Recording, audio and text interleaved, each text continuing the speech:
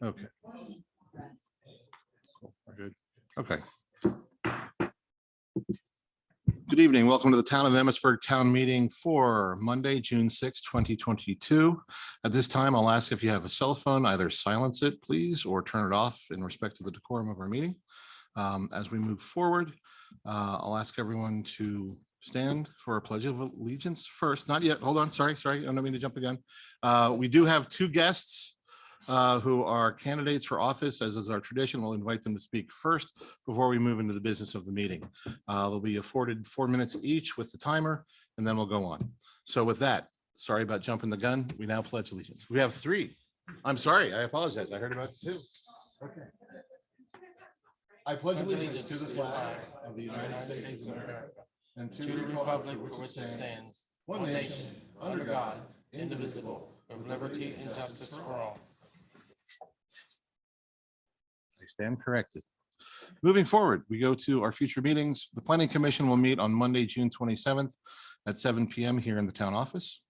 Our next town council meeting will occur on Monday, July 11th. We're moving it back a week because of the holiday. That will occur at 7:30 p.m. here in the town office and will also be available via Zoom. The Citizens Advisory Committee will meet on Tuesday, July 19th, again here at 7:30 p.m. Any other meetings? Hearing none, we move forward. Has everyone had the opportunity to look at the minutes from the May 2nd and the May 16th meetings? Yes. Anybody have any modifications or concerns they want to see put in place? Mr. Ritz? Thank you, Mr. President. This is very minor, but just for consistency's sake, on page 7 of 36 of our agenda packet, the spelling of Mr. Son's last name, it's a double N. There's two references there, I believe. Okay, anything else, sir? That was it. That was it. Very good. Okay, and that's for, I'm sorry, I'm trying to get the correct meeting. That's for the May 2nd meeting, okay? That is correct. Okay, very good. So let's do it this way. Is there a motion to accept the May 2nd, 2022 minutes? I'll make a motion to accept the meeting minutes as amended. Thank you, sir. Is there a second for Mr. Sweeney's motion? I'll second it. Thank you. Motion's been made by Commissioner Sweeney, seconded by Commissioner Burns. Any further discussion? Hearing none, all in favor, please say aye. Aye. Aye. Motion carries 5-0. Is there a motion to accept the May 16th, 2022 town meeting minutes? So moved. Thank you. And second by Commissioner Davis. Davis. Okay, very good. All right. Motion made by Commissioner Ritz, seconded by Commissioner Davis. Any further discussion? Hearing none, all in favor, please say aye. Aye. Aye. Thank you. We now turn to the deputy for the deputy's report.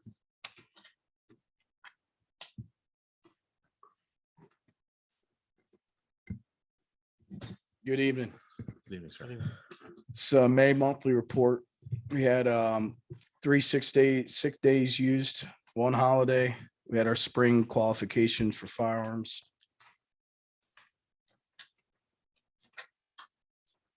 No fleet issues whatsoever for the vehicles. 440 calls for service, 6 arrests, 192 directed patrols, 139 traffic stops, 20 wing cards. We have 2 open drug investigations right now. We increased school safety checks due in response to national events.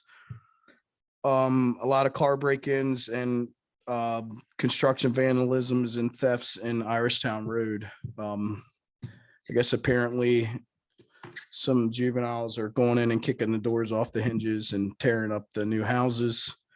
And we've had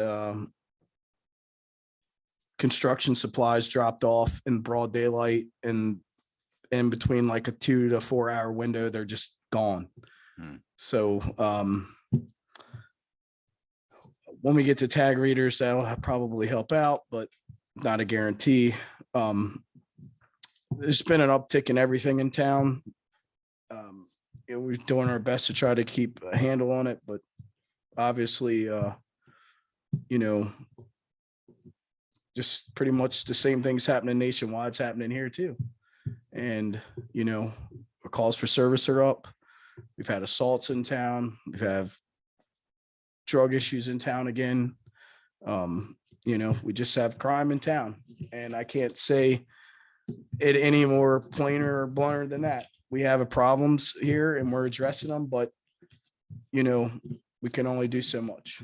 And we'll keep working hard, but certainly if you look back the past 6 months, past 3 months, it's just keep going up and up and up and up. And a lot of it's the upholstery departments. A lot of it is 2 East Main, and several other hot spots around the town. We've been focusing there a lot with directed patrols and foot patrols. But you know, we'll see what happens with it. But pretty much it's all I have for you. If you have any questions for me. Any questions for the deputy? Yeah, I have one. Would additional night patrols help anything? Yeah, apparently my sergeant's working on trying to get some of the north cars to come into town. The problem is the north cars, there's only 2 to 3 north cars on at a time. And the north is so huge that those guys could be all the way in Walkersville, or they could be in, you know, Thurmont or anywhere, just anywhere down, all the way down to the point, which is Frederick City. So what happens is the town is kind of left, you know, open. And, you know, there's no one around, you know, after midnight for us, you know, so we get a deputy or 2 to drive through, but midnight shift, let's just say they have somebody out sick. There will be only 1 deputy to cover the north end of the town or north end of the county. So then, you know, it's just, my advice would be to the town would be to try to find some kind of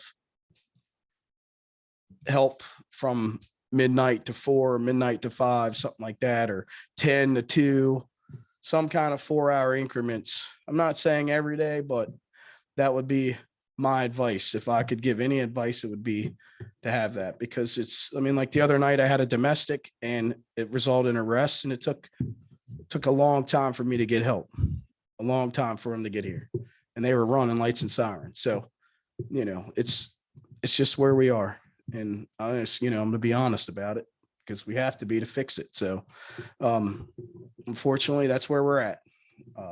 It's a big county and a lot of people have moved into it. So We did have security before. Didn't we hire security once before? I don't know how many years back it was. But we had to hire extra security for when we lost our 3rd deputy that we used to have. yeah, I don't know. It was before my time, but Yeah, I mean, for most people's time. you know, I know we have I can't remember when it was. I know we had extra, I think it's before Catherine. But we did have nighttime security, some running through the town back in the past, but I can't tell you when it was or who it was. I can't remember for that far back. I will say on a positive note, the pool's been run really good, and we've had no issues there for the beginning of the year, knock on wood. So it's been really nice. 0 issues, like 0. So that's been a good thing. We had a couple hundred people in town over the weekend for ball, and everything went really well Yeah, towards that. And they really liked the town and the facilities we have. yeah, We yep. also have, they're going to be here again this weekend. There'll be a couple hundred children and parents and Yeah. in the both parks at the same time. And we worked on the vandalisms at the ballparks, and we think we have that under control as well. So we've talked to some kids and parents, and we've worked on that. Deputy, this may be above your pay grade, and I don't know if Ms. Willetts would know either, but has there ever been any discussion about dividing the quote unquote North County into 2 sections so they can have a better patrol or anything of that nature? Well, it's definitely above my pay grade. And I know the sheriff is working really hard to hire deputies and to expand our agency. And the current climate to hire cops right now is not really good. So it's really hard to find people that No, I want to be the police today. And, you know, but he's doing a really good job trying to recruit people, and he's working his tail off to do it. But, you know, it's just, there's just not a lot of people signing up. So with retirements and stuff like that, you know, it just makes it hard with sick and stuff. I mean, you know, they've putting out overtime, ask cops to stay over extra shifts and stuff like that. So, but again, that's, you know, I think that's something for Lieutenant Dieter and Sergeant Linehan and Cap Myler and them to, if the town wanted to talk with them about, they would probably be more than happy to sit down and talk with you guys one-on-one to try to create a plan to have. I know Sarge has mentioned it numerous times to try to have an extra car run through the town through after midnight. It's just finding the manpower to do that.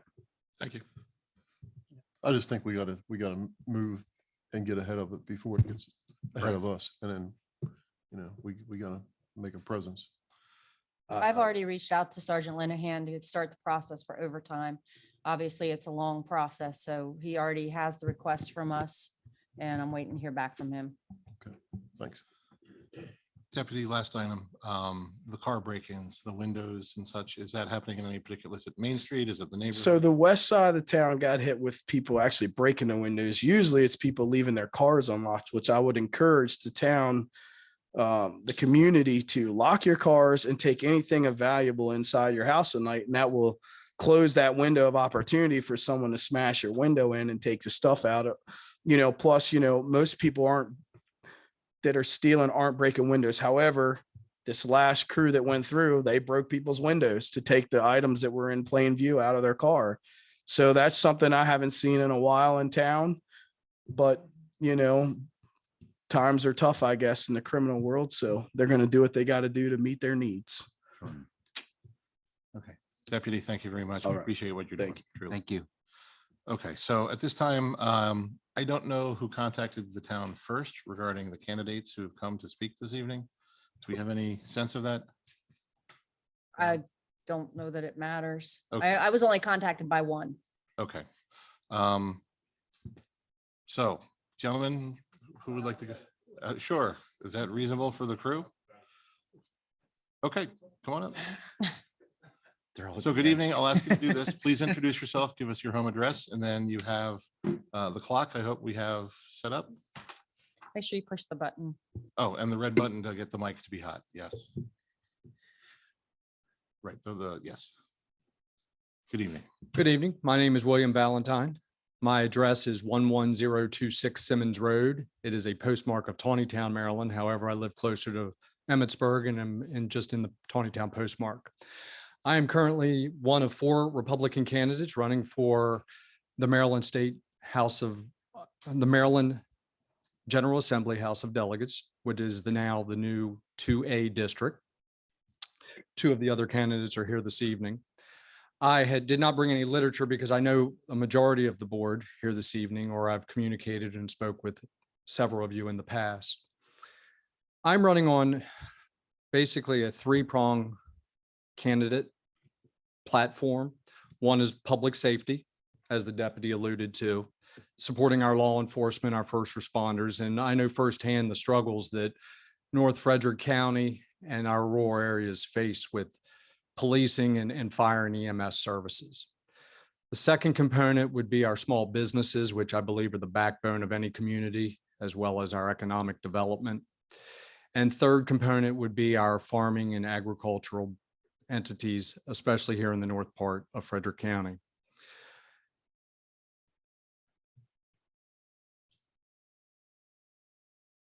I have a great desire to serve not only this community, but the district in general. I ran for office 4 years ago as a District 5 County Council candidate, which would have represented this part of the county as well.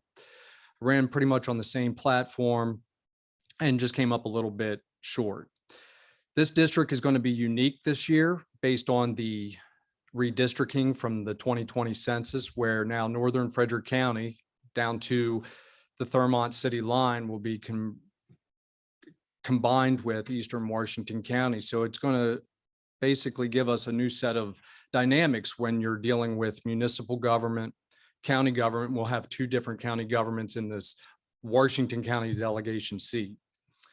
I think I bring something to the table with that based on my background. I'm a career law enforcement officer. I retired after 25 years of service. I currently work in the Frederick County State's Attorney's Office.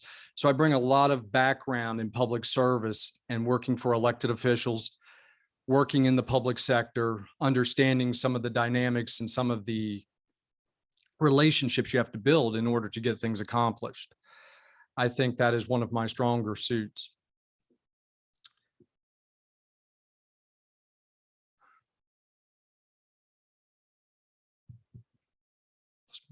One moment.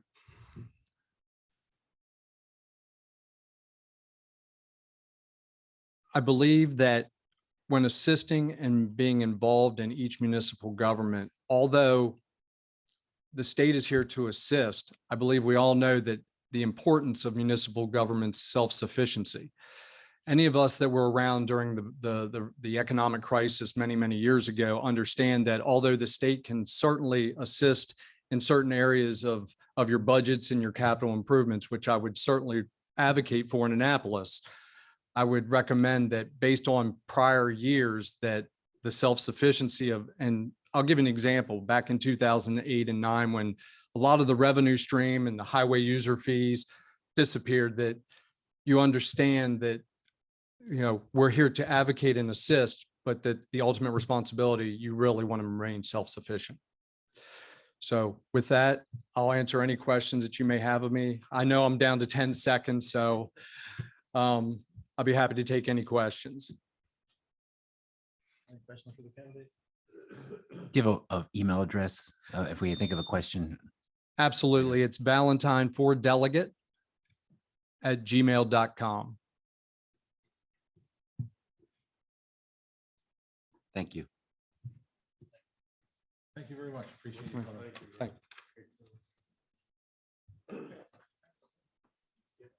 I'm not used to being the last, before the last. Ready? Press the button. Yep, actually, it was on, so go back, press it a second. There you go. You're good. Okay. And just please introduce yourself, give us your home address, and the floor is yours. Sure. My name is Seth Wilson. I live at 12010 Warren Felts Lane, Hagerstown, Maryland, Washington County. I am a lifelong resident of Washington County, and I worked in Frederick County for 20 plus years. And I am a graduate of leadership, Frederick County. So I think I've got some good experience with both counties and well equipped to serve both counties in our district. I hold current certifications in information systems audit and information systems security. And just to give you a little bit of my educational background, I have a bachelor's degree in economics and physics from Vanderbilt University. And I have an MBA and a master's in cybersecurity from Hood College here in Frederick County. I'm a volunteer firefighter EMT for Halfway in Washington County. And I was elected chair of the Republican Central Committee in Washington County last year. And I've served on that committee since 2013 and have been an officer for 8 years. I consider myself a conservative. I want to represent our shared Western Maryland values in Annapolis. And basically, I just wanted to come here tonight to introduce myself to you all, hear what the concerns are, in the town of Emmitsburg, hear what's important to you all, get a sense of what is important for the state and its relationship to your town.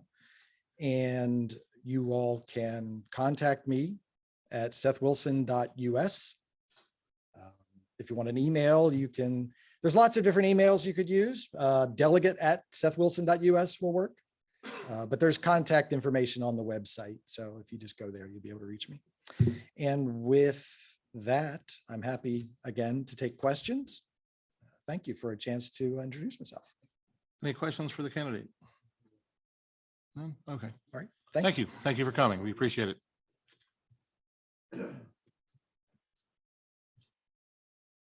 Good evening, Mayor and Commissioners. I'm State Delegate William Wyvil.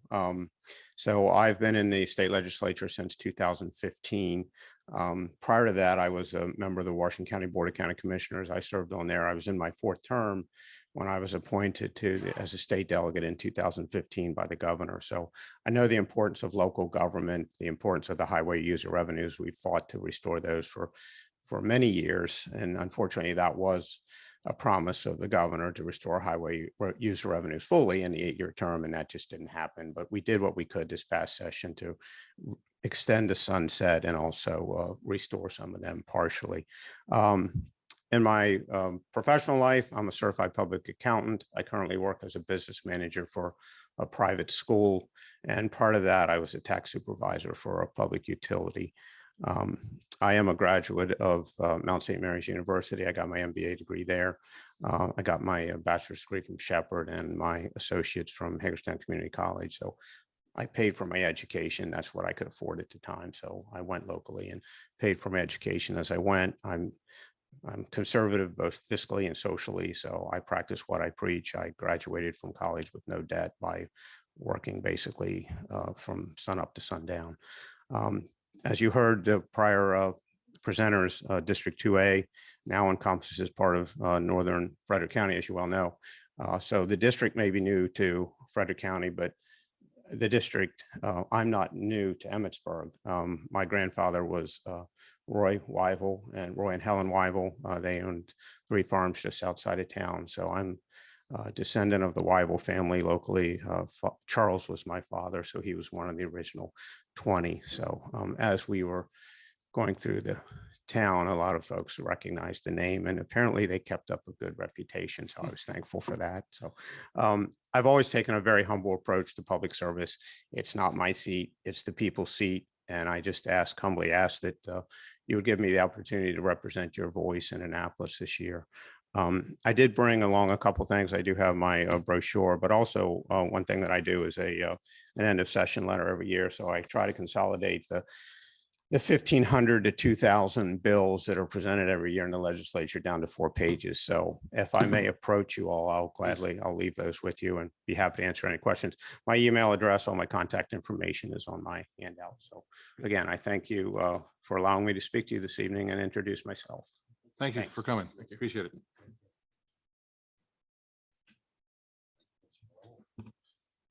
It's a small family, I understand, yes.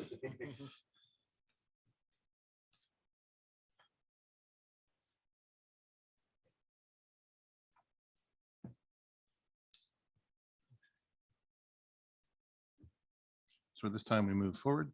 We turn now to the town manager for the town manager's report.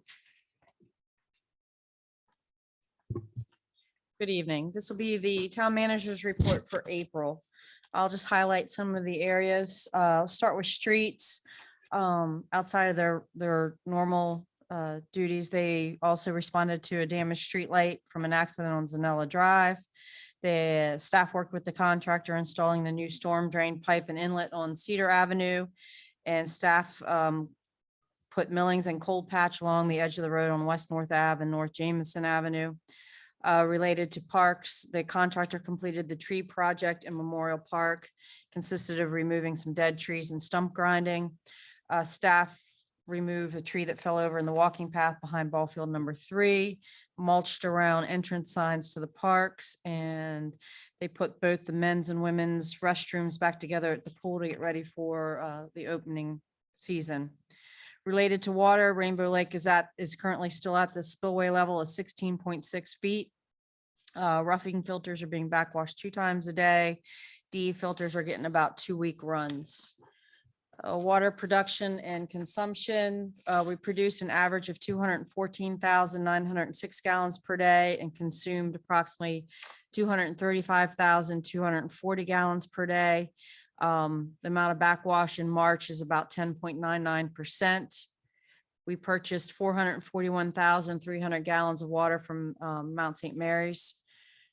Related to wastewater, we treated an average of 700,000 gallons per day and consumed 235,240 gallons, which meant about 66% of the wastewater treated in the month of April was wild water.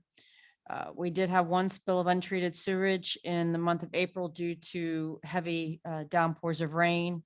It was on April 7th and lost about 104,000 gallons at manhole number 98 and number 35. Both MDE and the Frederick County Health Department were notified. Due to that rain, we did exceed the plant's design capacity 4 times in the month of April, on April 6th, 7th, 8th, and 18th. We did receive 2.95 inches of precipitation in the month of April. We have a precipitation deficit of 6.68 inches over the last 6 months. Trash pickup will remain Mondays in the month of June. I listed some of the meetings that I attended. Just a couple noteworthy items. Staff completed the 6-month fire hydrant flushing in April. Two of our wells, or all our wells, have increased in static level. It appears that the groundwater table is up, which is good news. The LG Sonic was launched in early April in Rainbow Lake. And then update on Rudders. They're currently installing the sewer and water piping. No testing has been done on the piping yet. The wet well for their pump station is on site, but as of this report, it has not been installed yet. And that's my report. Any questions for the town manager regarding the report? Commissioner Davis. No, just an item from last meeting. Mr. Shore on DePaul Street. Have we had any luck helping him back there? I have not spoken to him since that meeting. I know from staff, it was blocked off because of the heavy vehicular traffic up and down it, and there are water and sewer lines that was on that grassy area. My understanding, it's a neighborhood dispute between neighbors there, and to protect our utility lines, it was blocked off for no driving. But I haven't had a conversation with him since that meeting. Okay, any other questions for the town manager at this time? Okay, thank you. Moving forward, we come to commissioner comments. I'm sorry, getting ahead of myself. Mr. Golden, forgive me. Sure. Town planners report, please. Sorry. Planners report for April 2022. Under the Board of Commissioners, I prepared Resolution 2201, which is the Community Legacy Grant Authorization before you tonight.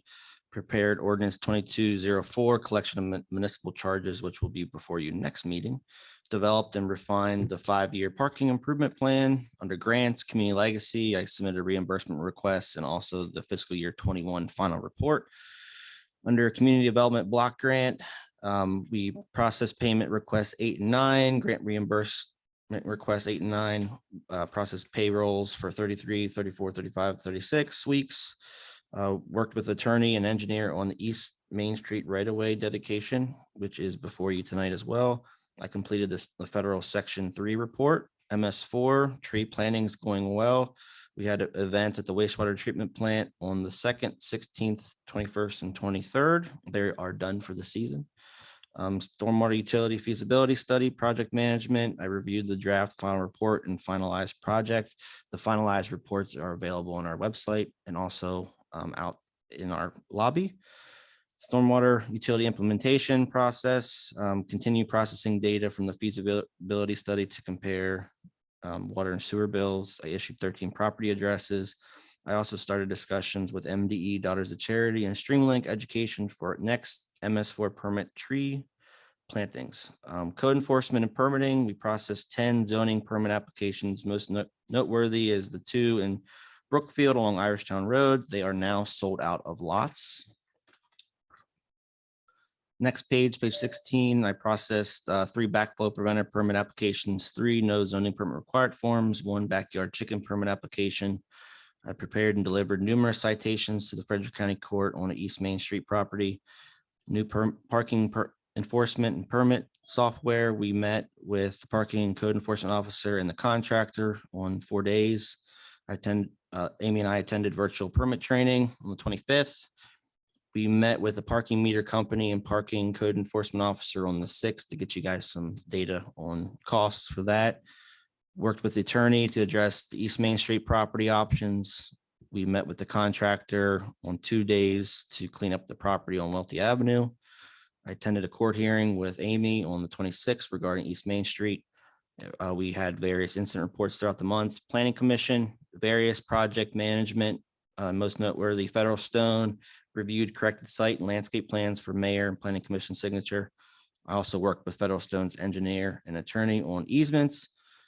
East Industrial Park 2 reviewed corrected final forest conservation plan for the mayor and PC chair signatures. Irishtown Road, we met with the developer's contractor, Ryan Holmes, and Public Works Director on the 8th regarding the road safety issue at the top of the hill. That has been taken care of. Miscellaneous, I attended a meeting on the 8th with the mayor, manager, Commissioner Burns, and Frederick County Schools representative regarding Emmitsburg Elementary School. Provided information to the sewer water superintendent on the water sewer capacity report. The new town sign, they should be starting that tomorrow. updated expected residential growth document and forwarded to the school district.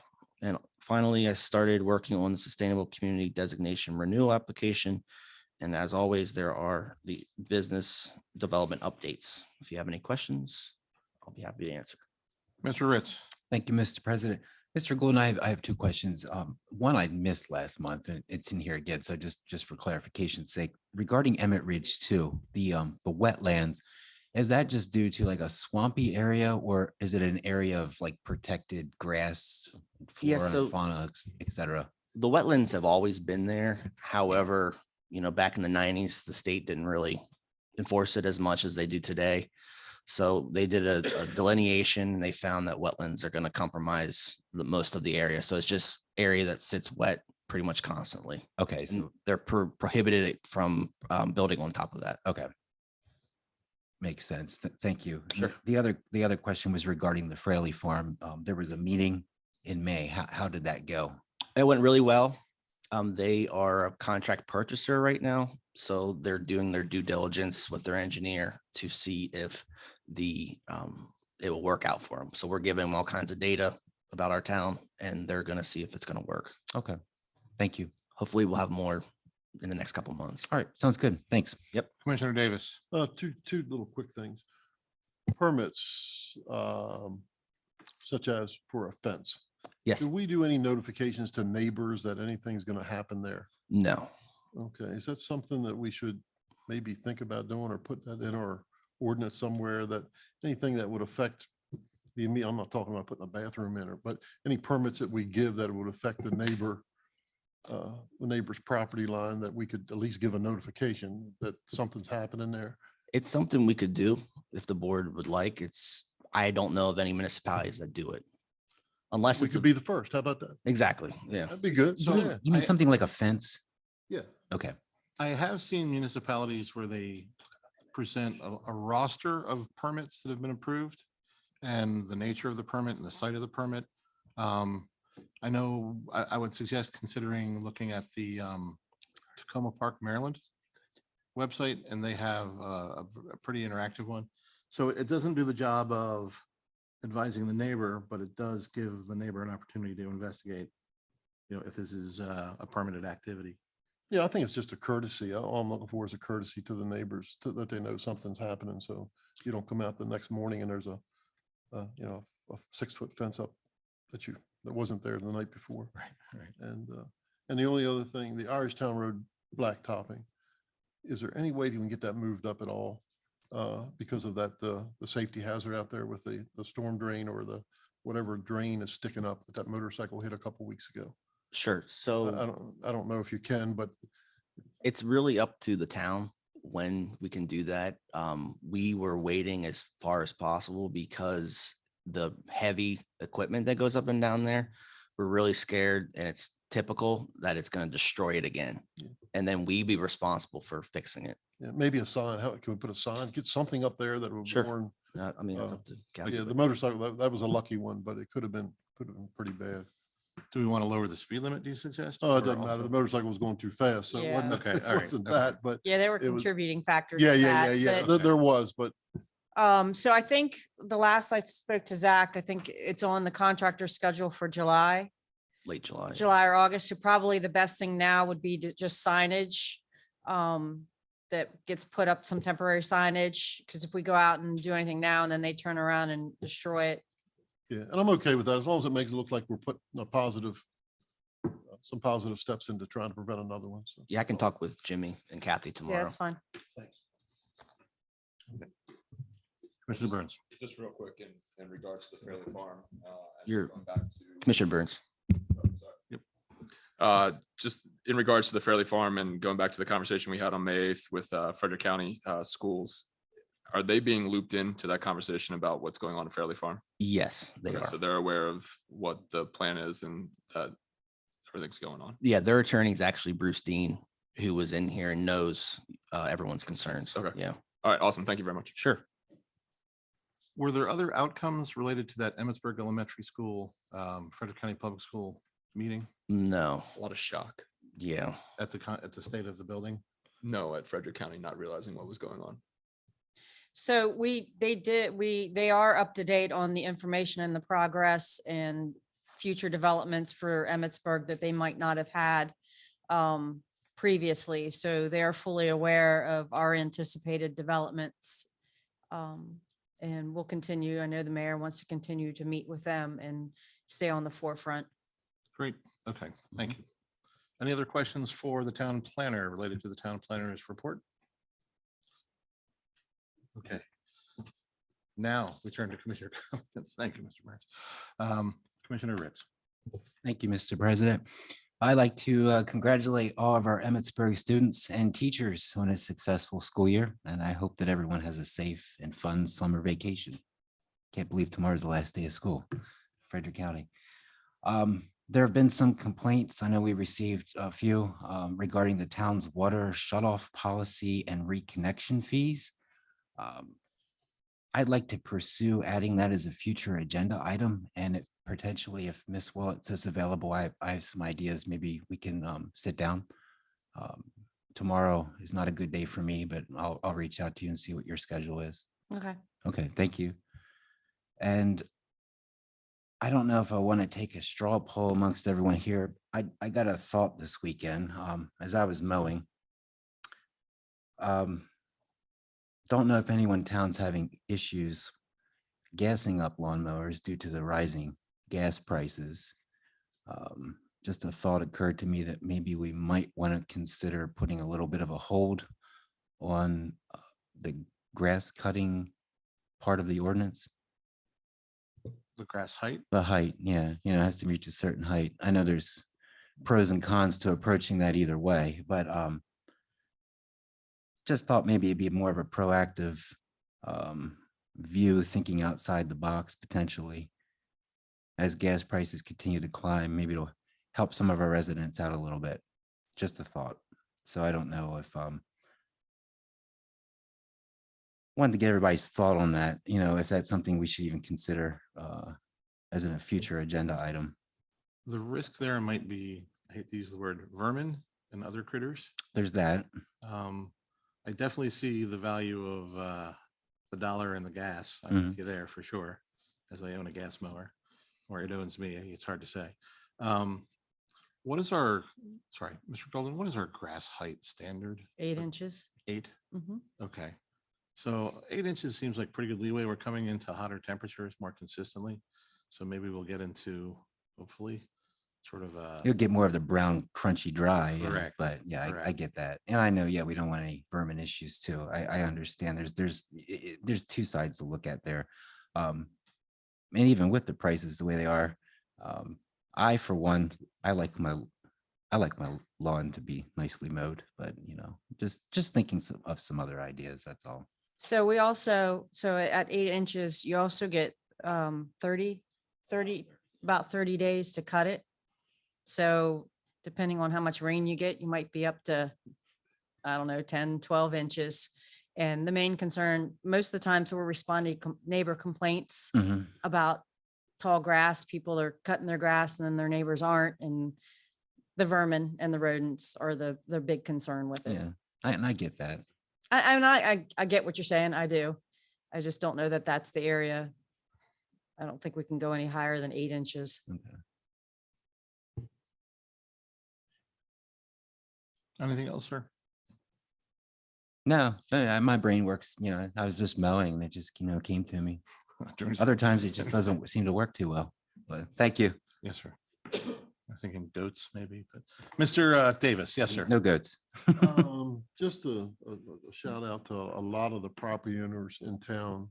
I noticed over the weekend while I was out walking that people are really taking pride in their yards and fixing things up, not only, out front, but now they're working on their backyards and they're doing a great job with that. It makes the town so much nicer to do that. So I guess that's kind of against what Commissioner Ritz said. Oops. He just kicked me twice. But I understand what he's saying too about trying to help people, because just this week I filled up a mower and a 3-gallon gas can. It was $40. So I get it. I get it. And it's one of those things you just don't know which way to go with. everything's going really well in the parks. We're getting closer to hopefully having the reading path in the park, and a lot of nice things happening around town. So that's all I got. Thanks. Thank you, sir. Commissioner Sweeney? Yes, I'd like to thank the town and town staff for putting up all the new veteran signs. I don't know if everyone has seen them. We got a lot of compliments for the veteran signs and stuff. The town did pay for all the clamps and stuff that hooked the banners up, and the family members paid for the banners themselves for the 60-some banners that Jimmy and them had put up. Everyone, I got emails from everyone across town that I've never seen before, so they really enjoy the new banners. They think they look nice. I also want to thank the town for getting the parks and stuff, everything in shape. Memorial Park is beautiful now with the blacktop roads and blacktop parking lot. We just need the dirt and stones to put on the side so they don't break the edges up as soon as we can get them. We did have a couple hundred people visiting our town this weekend. They love the facilities, both sides. Including the bathrooms and everything. So we do have nice park facilities here for people to use. So I thank the town for having everything in order, and the fire company for spraying the fields with their fire truck. They kept everything going. Frank did this tournament, so a lot of thanks goes to him for bringing the children back so to play in our town. So thanks for that. Thanks. I'm done. Okay, thank you, I got sir. a quick question. Yes, sir. The veteran signs. There are a lot of families that would like to get it. How do they contact? Who do they contact? I had a lot of people contact me already. Wasn't in charge of that. I just took all the funds and I controlled the funds for it. But the Dale Shields took care of the organizing for the Lions Club for the getting the banners. So I think they're going to do another batch next year. They're going to take a break and let people get their information together. And if anybody calls, and just tell them to gather their information, and we're going to do another batch. I don't know how many streetlights we have left. I think there's 80 total, 80 total. and We you've did got 60 some. 60. Mhm. And we got some, and then we were asked to see if we can put some up North Seaton, if we can get some bigger ones to go on the telephone poles, maybe. I've seen So them that through the will other take, yeah, there, we need to get permission from Potomac Edison because they are Potomac Edison poles up North Seaton, and they do take a larger bracket. Yes. And I think the Legion said they would help pay the veterans for the veterans if the town has a problem with getting them. I know it costs $5,000 for the brackets that are now existing on the poles. So for this year, so Right. if the town needs any help, the VFW and the Legion said they would participate. So Commissioner Sure. Sweeney, I have a question. What are the requirements for, if anyone else is interested for their family members? Is it any veteran that I think has that- lived in Emmitsburg at any time or? No, I think because the mayor's wife's father, they purchased one. I think it's any veteran that wants to go on, because we have new people who live in town who Or had family? don't live this- So there's no, No, you don't have to come okay. from Emmitsburg. Okay, that's cool. There's I just, veteran stuff. I was curious. Thank you. Oh, you're welcome. Oh, and I have one more, I'm sorry. Yes, sir. No, go The ahead. Heritage Day will be coming up at the end of the month. The town will be completely filled. We expect a lot of extra people coming to town, bikers doing on the trails, a couple hundred, and a couple hundred other extra people, and they're doing the Frisbee tournament for the Frisbee golf. So the whole entire community park will be used that day. So there'll be a lot of people in town, and that's the last Saturday of the month. We do have fireworks and we do have a parade. If you guys would like to be in the parade, we do have a parade in town. Don't have to pay to get in it. You just sign up. It's on our website. It's on the emmitsburgevents.com. So if you'd like to participate in the parade, it starts at 5 o'clock on Saturday, the last Saturday of the month, which is 25th, I believe. And do we have a float? We do not. I'm working on that. Okay, We're working on it. thank you. Okay. Commissioner Burns. Yeah, just to echo what everybody else said, as a lifelong athlete, it was great to wake up this weekend. You hear the crack of the bat and everybody cheering all day from 7:30 on till almost sunset. Great to see all the people in town. They're very respectful on the roads. I know they patronize a lot of the businesses in town. Outhouse, Carriage House, Tuscany's, I think had a lot of people there as well. So that was great to see. Well done, Commissioner Davis. And it was, speaking of the veteran signs, it was really fun to see my son. We were driving up the street and he got all excited because he saw a family member who was hanging in my father-in-law's house, and he wanted to stop right then and there and be like, "Oh, I know that guy." So it was really nice to see, people enjoying those as well. And that's all I have. Great, thank you, sir. In the past month, I've been to a number of meetings. One is the MML meeting, another is the program open space meeting with the mayor. We were able to secure a rather significant chunk of change for amenities for the town, for the parks. Does the pool open after the school closes this week? It's officially open, Like- starting Saturday, 7 days a week. Okay, so starting this coming, okay. very No, good. it's open now. Oh, as It of, was oh, this I'm past sorry. Saturday. Terrific. Okay, Mhm. that's great. I met with members of the community about their water shut off concerns. Thank you to the staff for their help. Moving forward from there, the Community Day Festival is June 25th, and to echo two things, there'll be a lot of cyclists in town on Saturday and Sunday. So please be mindful that we're hopefully sharing the road. The other piece is this weekend, the Pleasant Valley Fire Company is returning to Emmitsburg after a 2-year pandemic layover. The Firefighter 50 for the Pleasant Valley Fire Company is going to happen. They're going to be using the Fire Museum right here as their rest stop. So please be mindful that you'll see a lot of cyclists through town.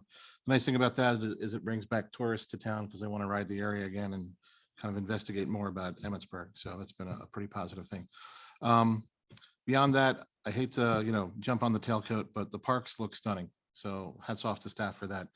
It has not gone unnoticed. And with that, I conclude my comments and turn to Mr. Mayor, Mr. Briggs. All right. Thank you, sir. I appreciate it.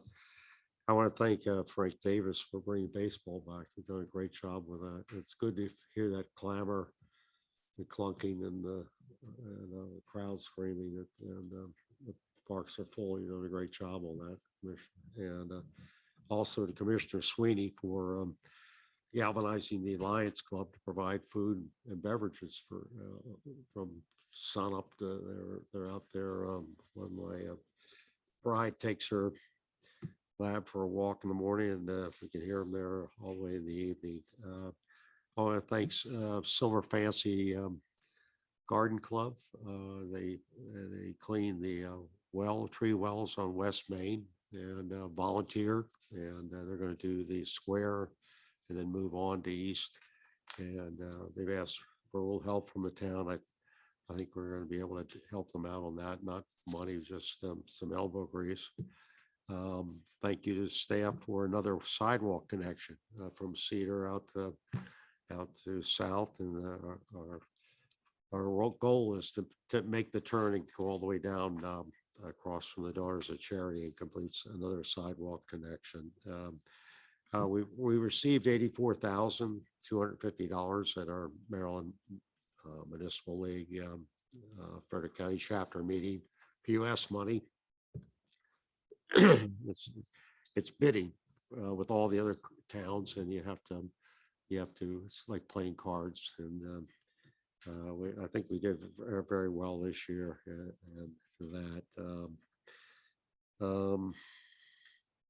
want to say something else. The veterans flags are terrific. I think if you go right to Chronicle Press, that might be a place to start. And that's who Libby worked with her to get the thing rolling, and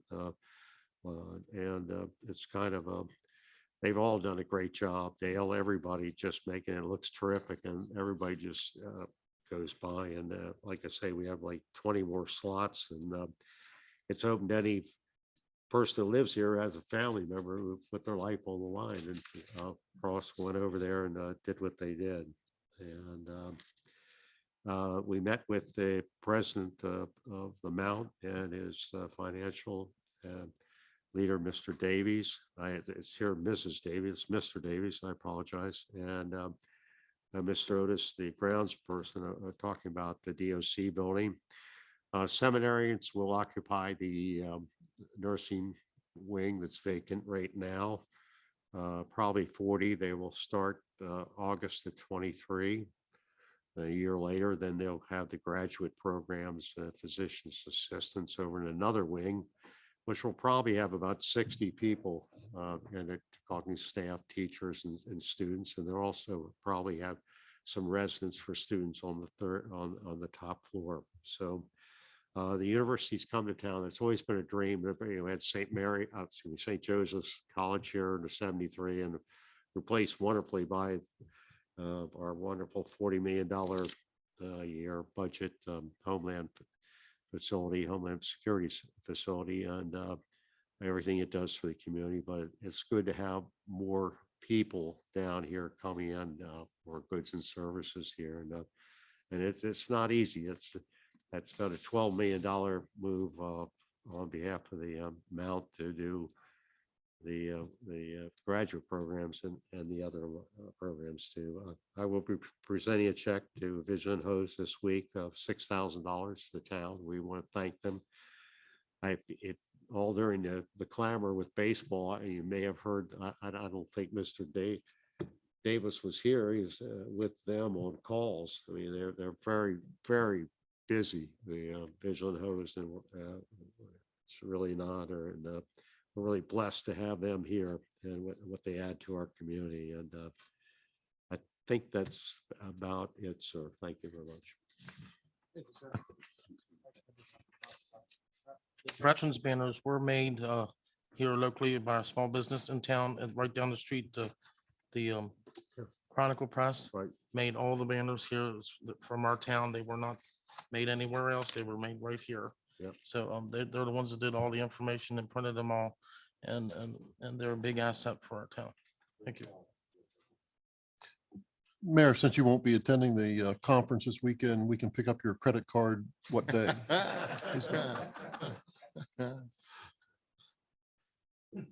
Sir? No. Very good.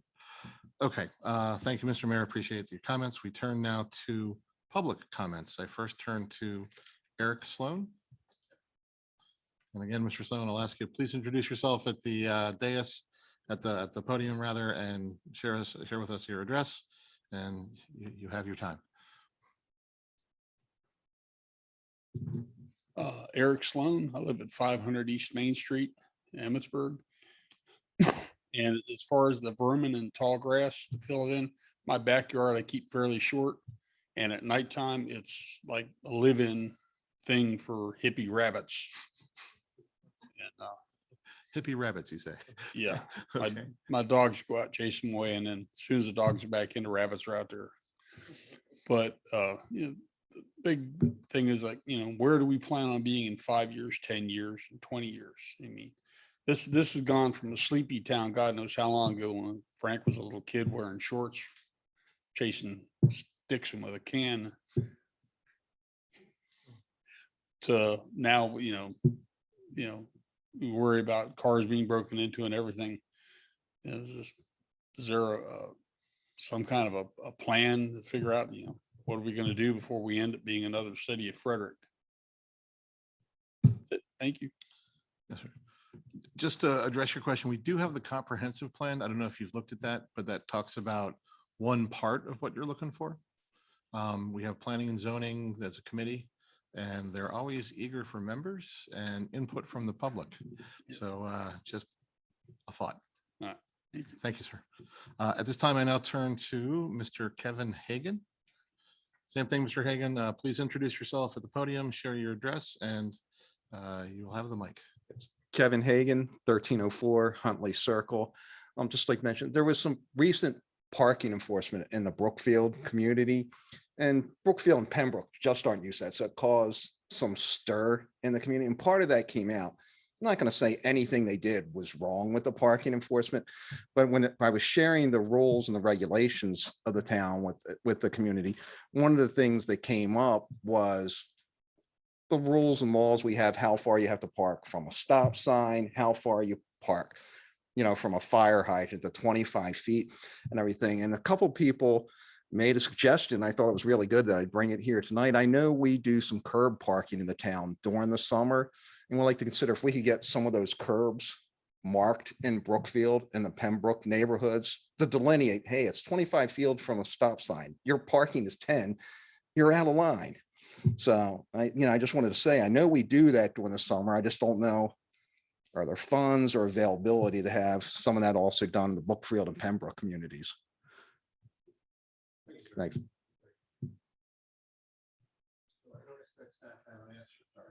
I don't expect staff to have an answer for that at the moment. But is this, I'm sorry?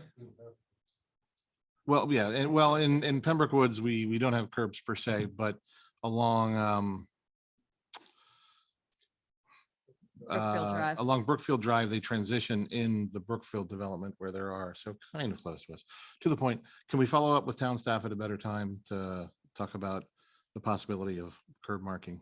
Yes. Okay, thank The you. other one that's worked in the past, the Boy Scouts did it as their Eagle Scout project when they went through and put the Maryland water protection on all the sewers throughout town. I know the Boy Scouts did that. And this could be a suggestion for them as well, as long as staff approves and gives them direction on where to go. The Boy Scouts can use that for their project this summers as well, correct? Right. So if anybody has a new contact for the Boy Scouts, we will take that.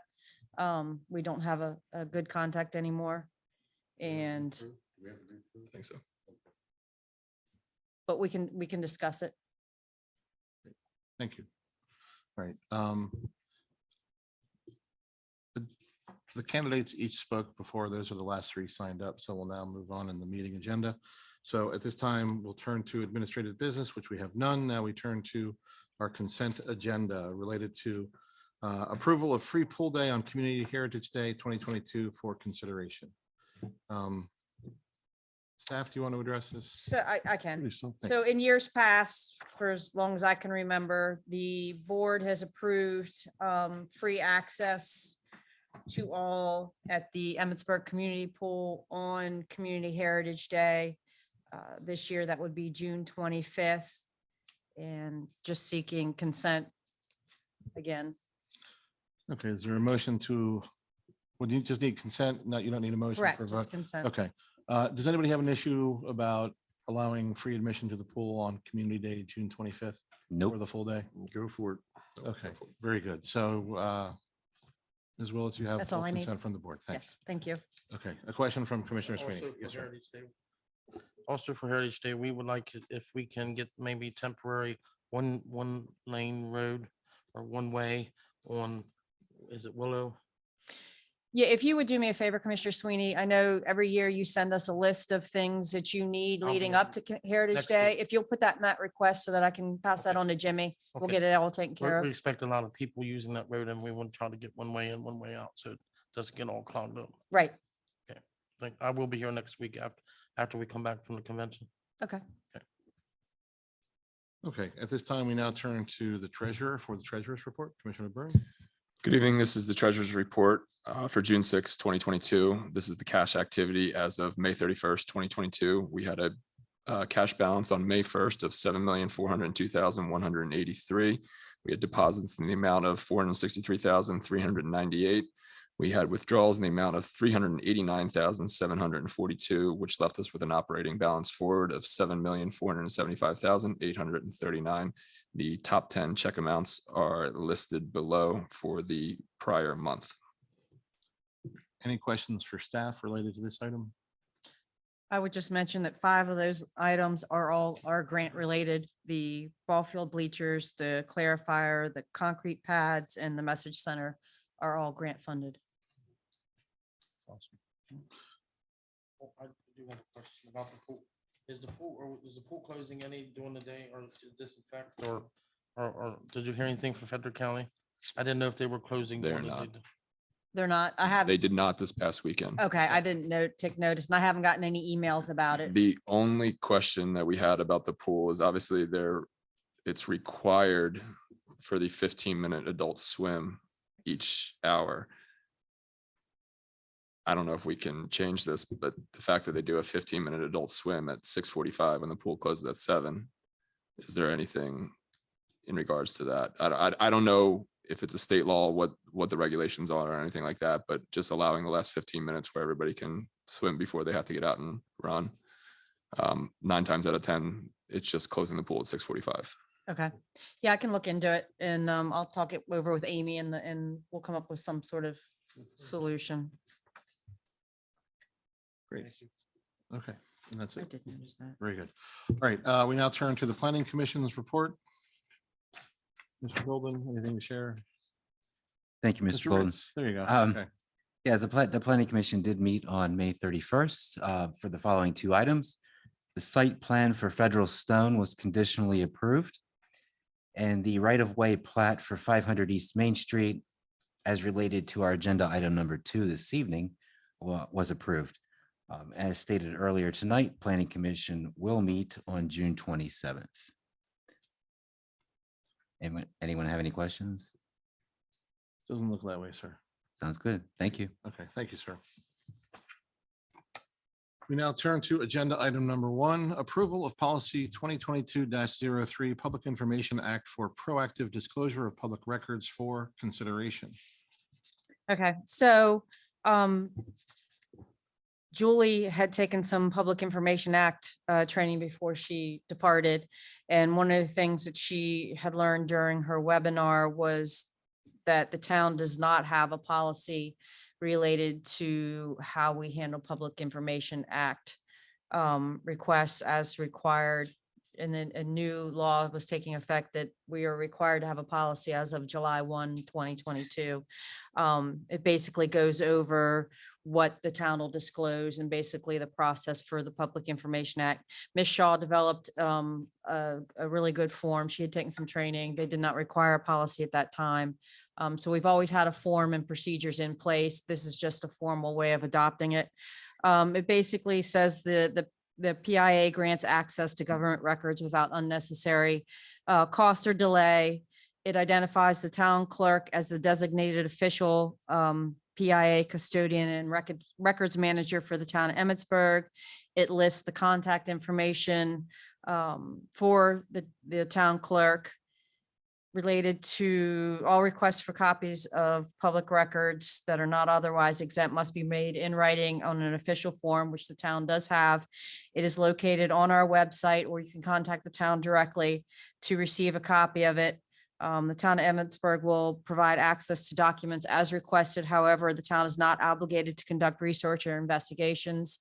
That's clearly stated in the Public Information Act itself. The town will provide the requester with acknowledgement of receipt, approval, or denial of the request and a timeline for completion in writing within 10 business days of receipt of the completed form.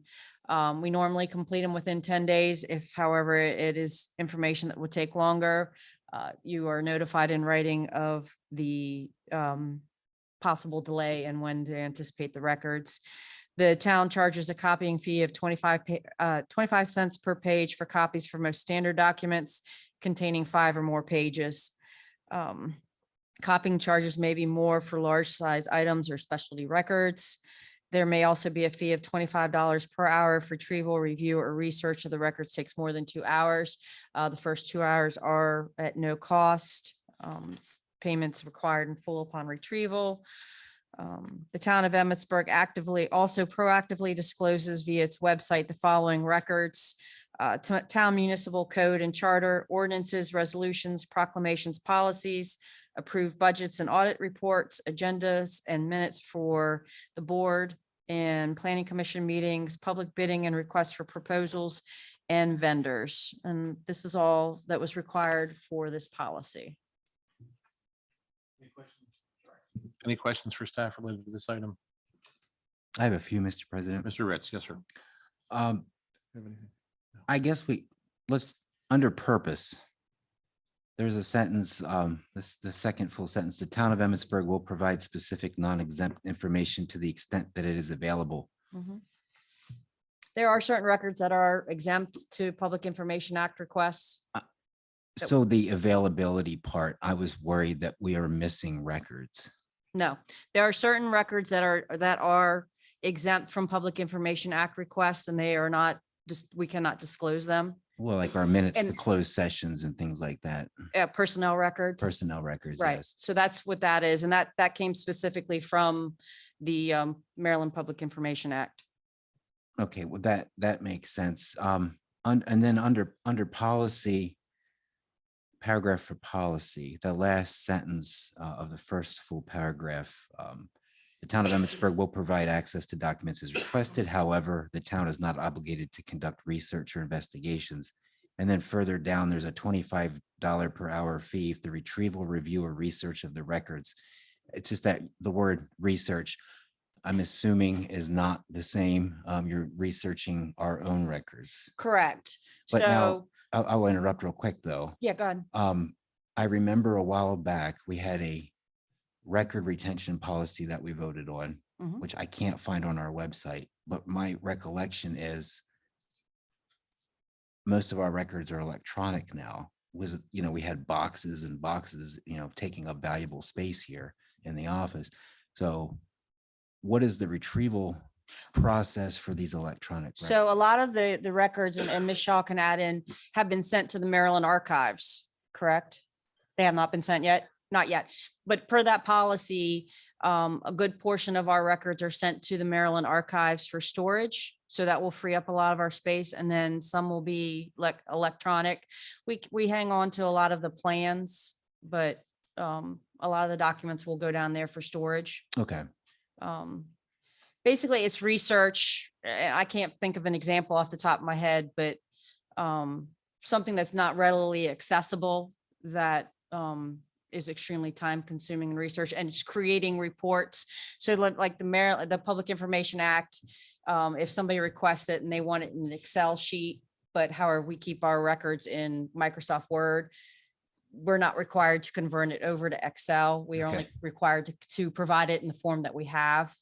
I think the purpose is not to put an undue work on staff, because we do get some requests that could be potentially very time consuming. That's understood. And then just one favor, so to speak, it goes hand in hand with this.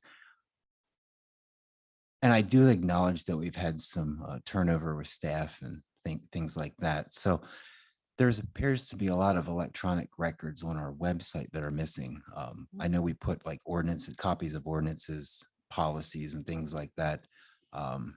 There's a bit of a gap, significant gap. Right. So And then without it picked speaking ill on anybody, a lot of those pages during turnover, if you recall, the board approved an ADA compliant website several years ago. Very time consuming to get it transferred over because there's certain requirements for ADA. It took a considerable amount of time to get that website up and running. And it got to the point where this person was told, you need to just put it up as under construction. So there are a lot of gaps in there that we're trying to get caught up. It just is going to take a lot of time because you have to make these documents Is ADA it- accessible, and For vision, like 508 compliant. that's what it is, Maddie, right? For Yeah. screen readers and things like that. I have some, actually, I have some experience in that. All right, come on in. You can actually do it in Microsoft Word, and then So yeah, and you're right. I'd We be have had willing, a lot I'd be of willing to show turnover, you that. but we are working on it. We'll get Okay. it up there. All right. Well, thank you. Sure. So going forward, number one, thank you for getting this. I've known that we've had a policy in the past how to deal with public information requests, but now they're going with a formal policy. It's good. I don't know if we want to call it like a procedure maybe in the past. So now we're moving to policy. That's great to see. A concern, sort of. Is it assumed that if, for example, if we have that rare occasion that we don't have a town clerk, the duties go to the town manager to direct the research and such? Because a lot of this is very town clerk specific.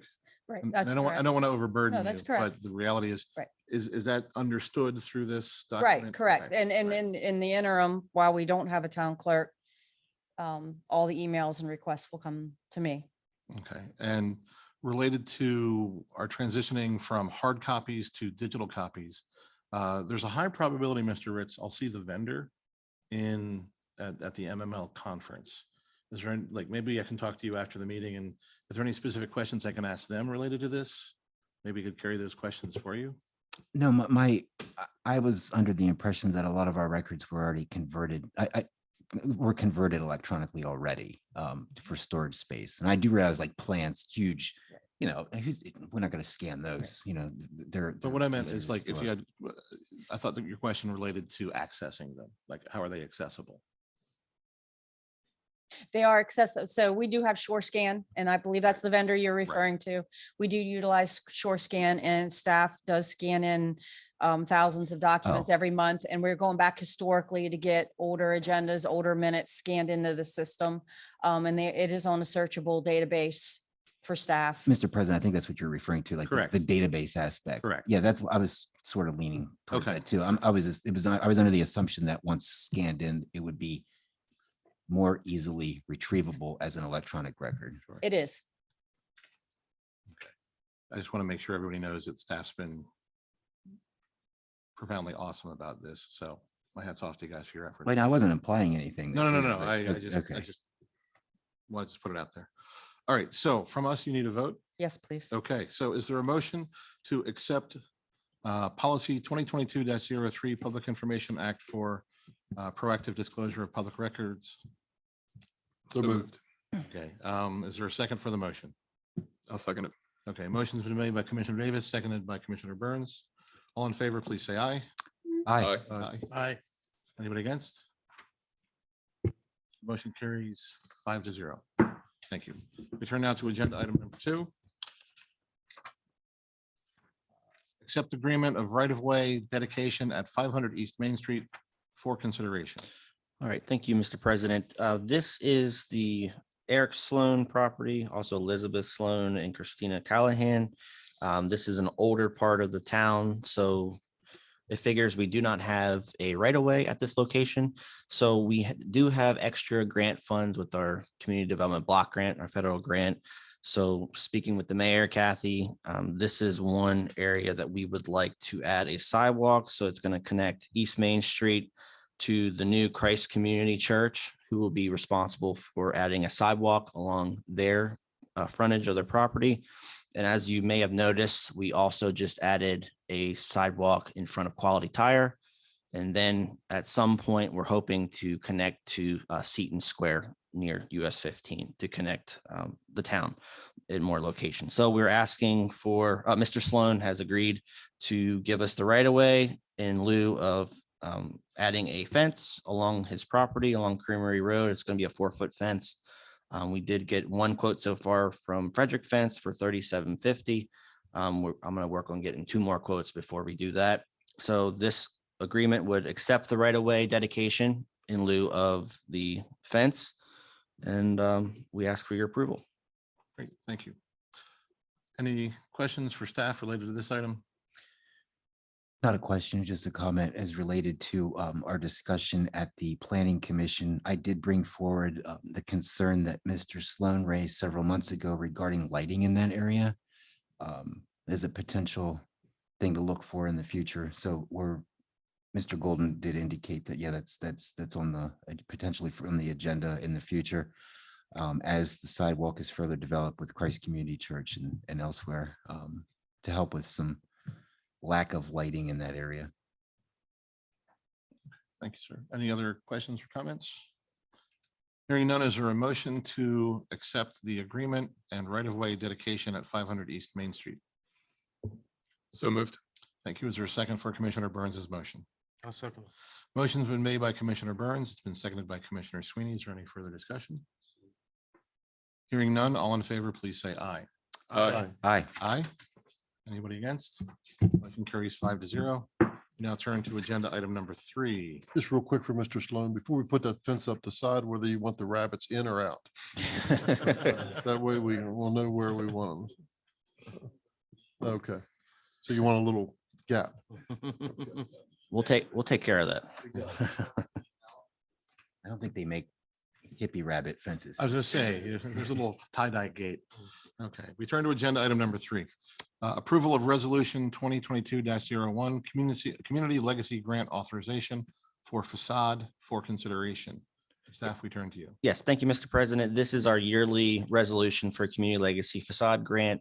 We always request $75,000 from the state. Typically, we get about 50,000. One year we did get 55,000. So I'm expecting we'll get about 50,000 next year. So we just need your approval on this. Terrific. Thank you, sir. Any further questions or comments from this regarding this from the board? Hearing none, is there a motion to approve the resolution 2022-01 Community Legacy Grant Authorization? So moved. Thank you. Is there a second for Commissioner Ritz's motion? Second. Thank you. Motion's been made by Commissioner Ritz, seconded by Commissioner Davis. Is there any further discussion?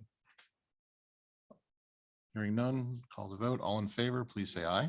Aye. Motion carries 5-0. Okay, we now turn to agenda item number 4.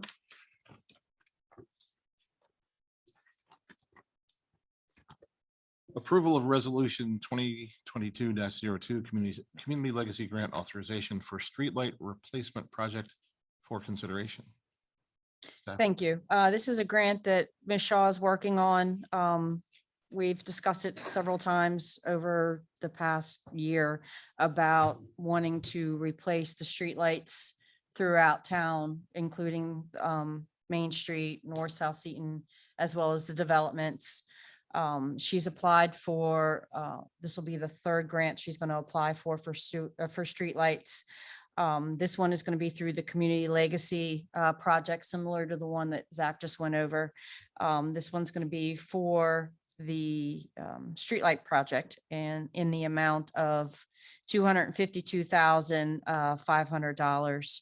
And I'm just seeking board approval on the resolution so she can proceed with the application for grant funding. Okay, are there any questions for staff related to this item? Yes. Go ahead, Mr. Ritz. Thank you, Mr. President. I can't remember. The location is just Main Street, correct? And a little bit of South Seaton. The entire town, east, west, north, east and west Main Street, north and south Seaton. Well, we don't have any streetlights on I was South, gonna say north, North Seaton, but how South far? Seaton, and then all the developments. Okay, so North Seaton just to where they currently Correct. end. Right. They're gonna be. All right. I'm sorry. I'm finished. Thank you. Mr. Sweeney? They're gonna be changed from, are they gonna be LED? Yes. Yeah, we currently already have LED. Yeah, I know we do. I mean. But these are going to be, The newer updated ones. right, they're going to be newer. They have the dimmable capability. They have, what do they call that? The night? Dark skies, new technology. Dark skies means, well, I'm Don't- not don't familiar. just- So with the light doesn't shine up into the sky. Okay, It's light Gotcha. pollution. gotcha. No, I understand. Okay. Are we also replacing the light posts or is it just the bulbs themselves? It's or- everything. Mhm. Okay, very good. All right. So I know that some households in Pembroke Woods have been concerned about the aesthetics of the posts. So I hate to say this or ask this, but will there be an opportunity for the community to weigh in on what the posts look like? They're going to be the same Same style? Okay, same vendor, assumingly, well, I don't, same yeah. style generally. Well, speaking? it'll have to go out to bid based off the price of the project. So, but the idea is the same style, Okay, and whole town. correct? Great, thank you. And that's going to depend, it'll depend on grant funding, how much we can do at a given time. Terrific. We're going to shoot for the moon and hope we get all the money, but if we don't, it'll be a yearly project. Understood. Okay, so in phases. Okay, moving forward, any other comment or questions for staff related to this item? I have faith in Ms. Shaw that that grant's really well written and we're gonna get the full dollar amount. So thanks ahead of time. No pressure. No pressure, yeah. Just a quick question. Mr. Got a Gray. good track record. Yes. Obviously, we're gonna have to put it out to bid and everything of that nature. And I know there's been a lot of complaints about various degrees of brightness to the lights and stuff like that. And you mentioned dimmable. Will that be something that's able to be controlled by staff on a, I don't want to say per light basis, because you're gonna have to go through 252 lights. Correct. But is that something that if there is enough requests that a light can be adjusted in some way, shape or form? Yes, but the idea is to have consistency throughout the town. No, I I understand. understand that certain areas may require more or less light, Correct. but it's not going to be an individual response to I'll put each the- light. I'll put the request outside my bedroom window to be turned Right. on. So no remotes for each house. No, Okay, so it alright. has to be done manually at each pole. Okay, We can't wire them with Bluetooth and everybody can download it to their I phone. don't believe you so. could, but there's a fee. So, I'd pay it. all right, very good. So we might see something in the future where there might be a policy, Ms. Willetts, regarding that potentially. Is question mark. For a policy, and I just, so let me clarify something with Ms. Shaw that I was unaware. So this community legacy grant is only for East and West Main Street and South Seaton Avenue. However, she has applied for another grant that would include the entire town. Is that correct? Same area? Okay, so I misspoke. So this is just for East and West Main, South Seaton, and then parts of North Seaton.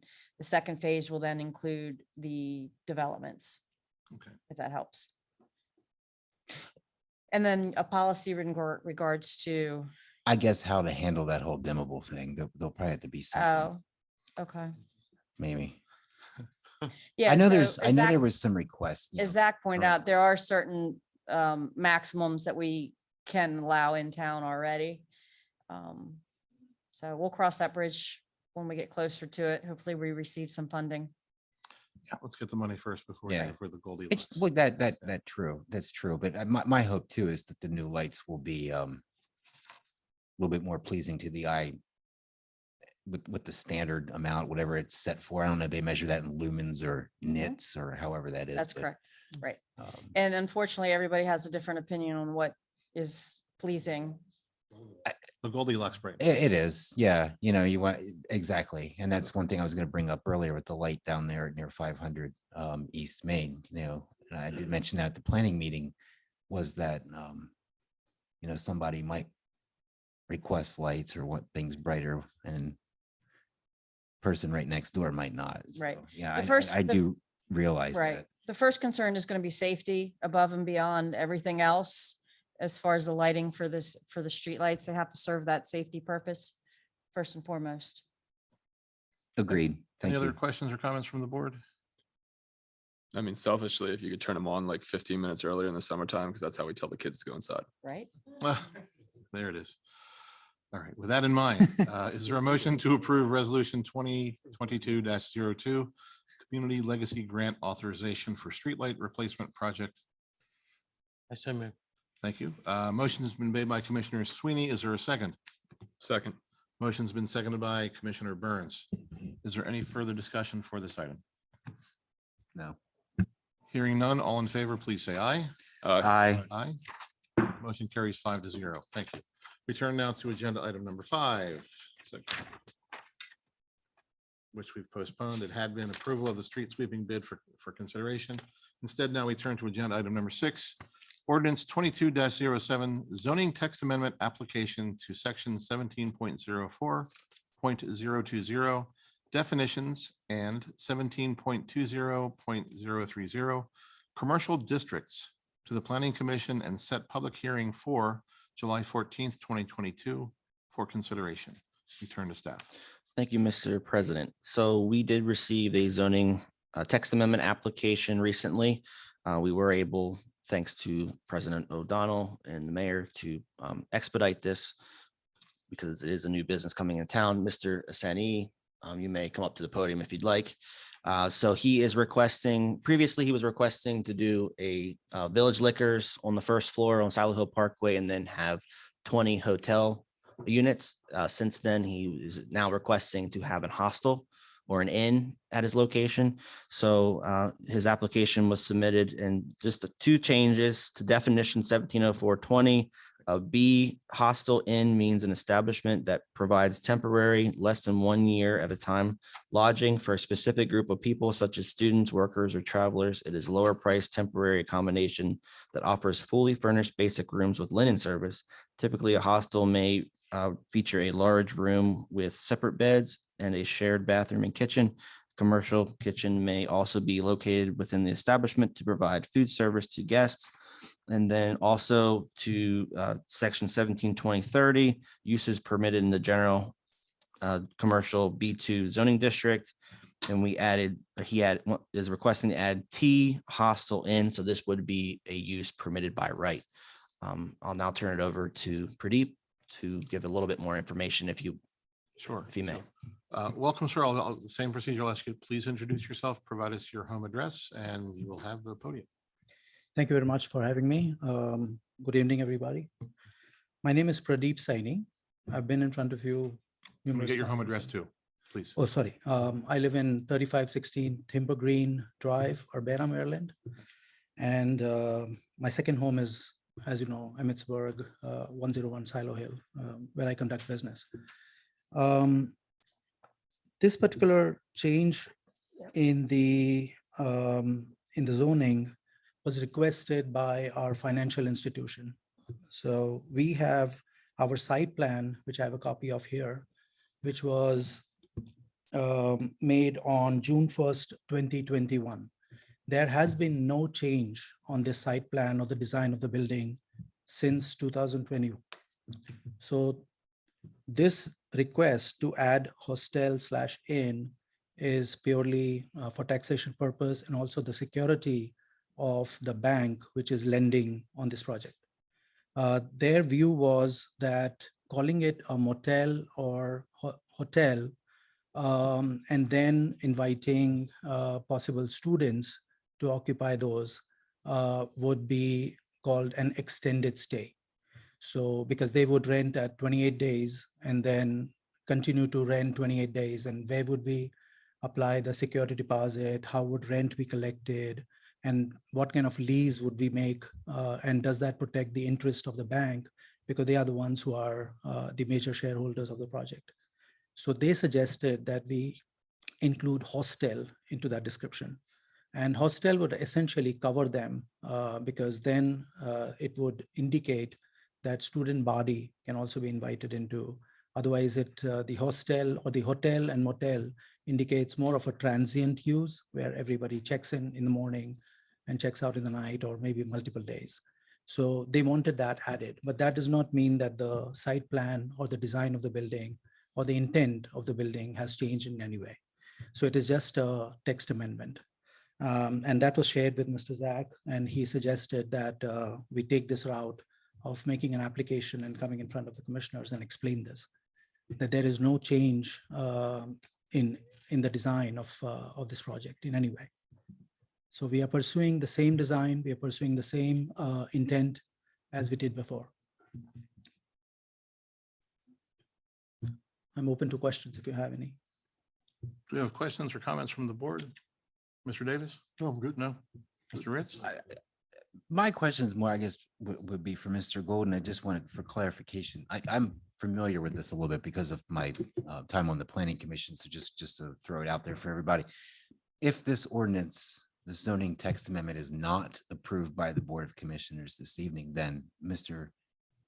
Sani's project basically would come to a halt, correct? That's correct. I could not issue a zoning permit. I could issue it as a hotel as previously submitted. I don't know if his bank will approve that. Given what we already know about the Correct. Lending application. Correct. So, I couldn't approve it as anything else. okay. I wish to add something here. So the attorney for the town of Emmitsburg was approached, and in the email conversation that we had with her, she said the in portion is already in the zoning, and that does indicate that the design of the building indicates the inn or the hostel are similar, but the bank indicates that they want the word hostel included. So the inn already gives us the right to extend the stay of the students, either on a monthly basis or multiple months. Is that correct, Mr. Golden?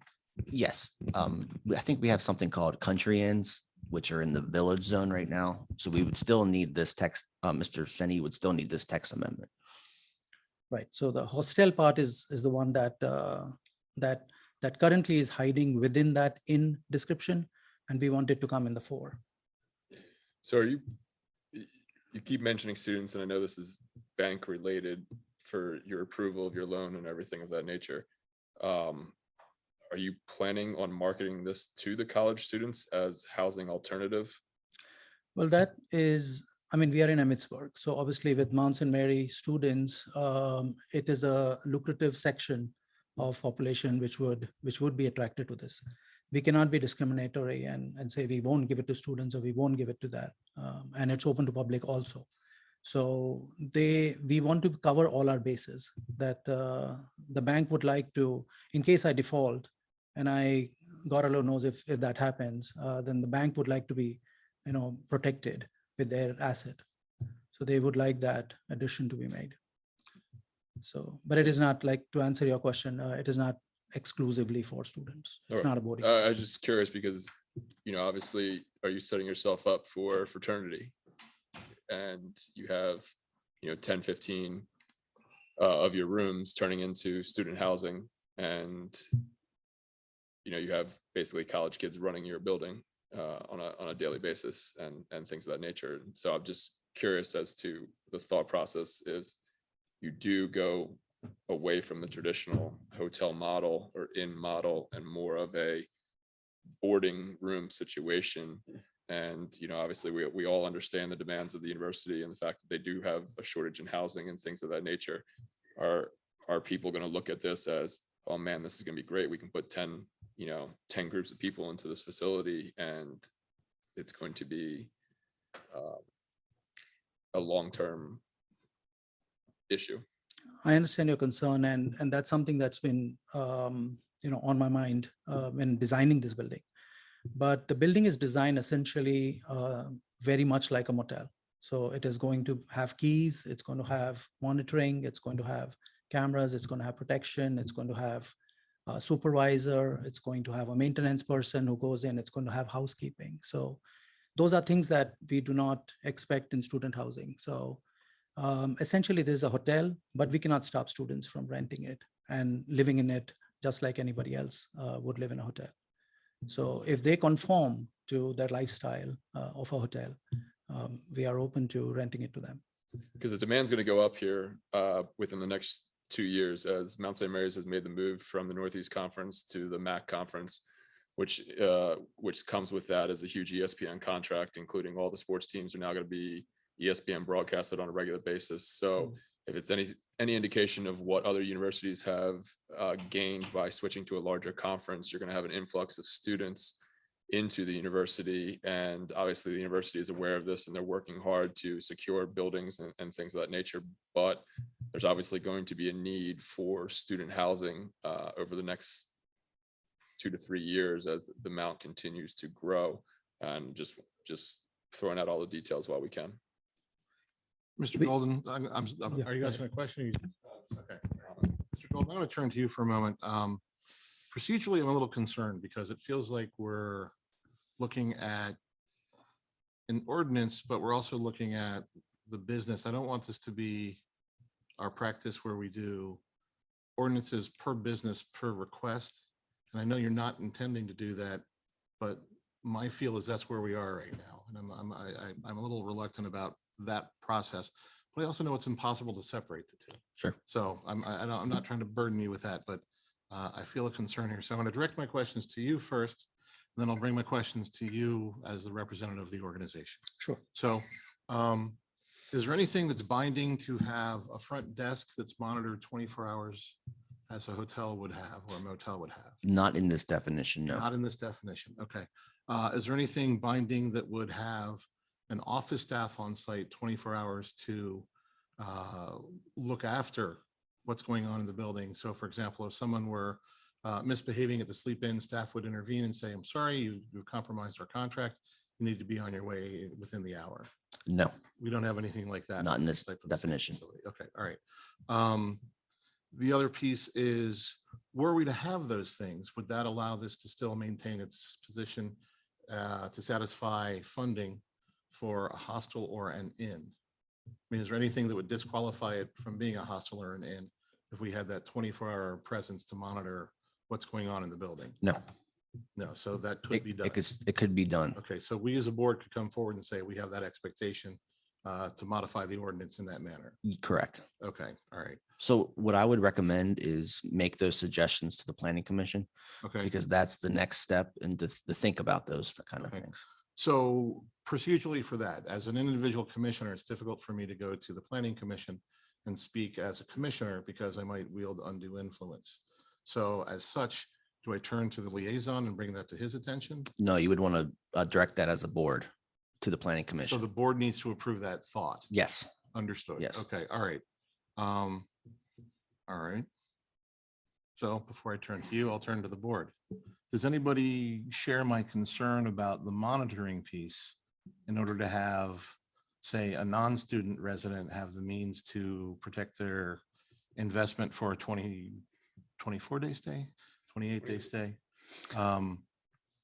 So they have some recourse then and there related to potentially rowdy neighbors, whomever they know, regardless if they're students or not students. You're probably going to throw me out of here, but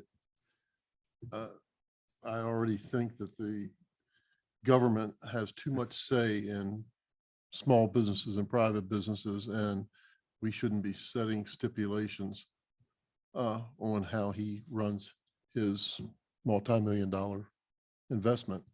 And what I see with this opens us up to maybe attracting other extended stays and things like that to the area of someplace that's been sitting vacant out there, a vacant lot for how many years. I just don't like to see the government get into trying to tell somebody how to run their business. And then I think of, now we haven't heard anything for a while, but we think in the past when we had some residents come in with some concerns with unruly students that are neighbors. There was no way for us to enforce that or really police that other than for said neighbors to contact the police.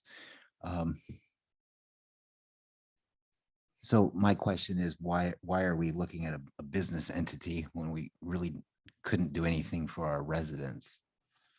Well, we can, in that, just like you said, we can talk to the police, and also their university made a pretty clear message to us when they've been here and saying, if you have concerns with students in town, contact us, contact the security department, contact President Trainer, contact Craig Sheets or Wayne Kelly in the past. To the point, I understand we don't want to harm business, and I get that, but I think this is a pretty clever idea. I mean, I think there's value to it, and I see other long-term stays, considering the same model. I've seen it elsewhere near universities and larger schools. But my concern is we also deal in that reality of, if it is geared towards students, and it sounds like that's part of the model, there needs to be some means on site, in my view, of protecting those who have invested their money in order to have 30-day stay that's not disrupted by AC/DC at 4 o'clock in the morning or whatever. Yeah, but the counter argument to that is now you're protecting his business and those individuals that rent from that business and not anybody else in town. Yeah, that can be And viewed. that's how it's going to be viewed, is we're going to do a great job protecting what goes on in his building, but what about everything in Silo Hill, Southgate, Northgate, Brookfield, and everywhere else where those same buildings are being rented in the same style? Sure. And we're going to have, we're going to require them to have security, but what do we do for everybody else? Those are different in some ways. And number one, I want everyone to have the opportunity to have the same quality of life in town. But those are different business operations in that you're handing over the property to that group. You're just giving it over in entirety based on a contract for income. You're trading their cash for their use of that property. But we're In this circumstance, this is sort of like a tweener in that it is essentially a hotel, but not. But he's It's still a acting, motel, he's but- still acting as a landlord, much like I act as the landlord for my property on Main Street. I understand that. So then but- it's the same responsibility that I have to monitor it as he has to monitor it. So we can't request him to make unusual monitoring enforcement, whereas then I would have to make the same monitoring enforcement on my house on Main Street as well. Again, I look at it different because you're dealing with a higher quantity of individuals and you're dealing with a different type of infrastructure. But what if I own 5 houses? Again, That would be the same 20 students that, if they're he could have. concentrated in one site as an apartment building, then it's an apartment building. right? But I Or- think what we but- also have but to, We're advertising it as potentially a chain. You know, I would assume there's going to be a chain involved. but what we also have to consider is the future development that may or may not go on here in town. And if there are townhouses built in and you have an individual who comes in and buys up 6 townhouses that are all next to each other, then we're going to be putting those individuals in the same situation, and it's going to be too difficult to control. But they're not going to be advertising under one marquee necessarily, where they have an illuminated sign demonstrating this is a place where you can reside. How would that be different if I said the Burns rental unit and I had 6 homes side by side? With 6 signs? Kids hang signs outside of the No, no, house no, all the that's what I'm time. saying, but would they be illuminated, you know, advertising this is? the No, but Burns I mean, there'd be properties? signs outside of at the university that says, you know, the Burns rental units. Well, and my things of that problem nature. is, we just heard from the deputy that we have the problem areas now that don't concern college students at all. We're putting a Right. label on college students that it's not fair, number one. And number two, who says that he's even going to get a college student that wants to live there? Right. He's opening himself up to be able to expand his business if it happens. To which I believe at one point, both the National Fire Academy and Mount St. Mary's used a sleep in to house students. So now all he's doing is saying, put it in to our ordinance. So it's legal. I'm not saying I'm against this. I'm not. But what I'm saying is my concern is the monitoring piece of having a person come and spend their money and having the expectation of a reasonable place to stay. And I think there's a reasonable expectation to have a desk, to have somebody there who is going to greet guests. I don't know. I find it a little bit, I think we're all having I this. think there's a higher probability of there being students staying there, and I see the logic to students staying there. I think there's a valid business model. But We've, at the same time, He's running it like a B&B. well, we're all having this conversation without asking the man who owns the building if he's Right. going to Have a have desk. anybody But there. I would caution you that you're voting on a text amendment. You're not voting on his business. Correct, and So you that's- need to that's- take this ordinance and that's why it goes to the planning commission. You're basically voting on this ordinance. If you like the definition of a hostel in your code, then you vote to move it to the planning commission. It's not time to vote to discuss whether it fits his business or not, because it's, and that's why I'm trying to not do it as like, I don't want to do it on a case by case basis where each business comes in and that business comes in, there's an ordinance But for that's, that business, it feels like. but that's the point of a zoning text amendment. If they pay the fee to have it amended, we can't stop them from doing that. but That- this amendment then will apply to everybody. So he might be presenting it, but you have to remember that it's Well- going to be in your code then Yes, available for all other businesses. but somebody has to do it first. Right, you and, know, I'm not saying, what I'm saying is you just need to look at the ordinance, look at the definition and vote whether you like that definition of a hostel and do you want it included in the code? And if the answer is yes, then you move it to the planning commission. If you don't like the definition and you don't want it in your code, then you vote no and you don't refer it to the planning commission. Well, that's where I started and that's where our conversation is. The idea that we're talking about the ordinance. We're not talking about your specific business. I know it feels that way, but in truth, we're looking at the template of businesses. I'm sorry if it does feel that way. But again, I go back to the first thing that I said is that it feels like the two are bound together as opposed to two separate actions. And that's what I'm trying to separate is in this ordinance, my specific concern is the questions I asked before, is there a desk on hand? Is there monitoring in place for that? Wasn't that for Tenant. planning and zoning to determine? They'll ask them questions. Our planning and zoning commission? They'll But ask them, "Are you going to have a based desk?" on my Yeah. question to Mr. Golden, he said that I can bring it to the board and the board could therefore give it consideration. And that's what this discussion has been about. If the board is considering it, so be it. But it feels like the board is not. I mean, hearing the feedback that I'm getting. And therefore, you know, where I'm coming from, you know, I see that there's not support for it. And, you know, I understand. I understand, you know, we don't want to fetter businesses. But at the same time, I also want us to have a high quality of business, and my concern would be that the experience that we've all had with a college house nearby, that's been a negative experience sometimes, but not always. And I think that if we have a commercial entity that's banking on that, there is risk there. I don't want us to be the fraternity house But that model. wouldn't that be his risk to take? That would be a business Yeah. owner. It could be his or Yeah. anybody else. But what I'm trying to talk about is the ordinance. That's why Yeah. I'm trying to be neutral toward the business owner.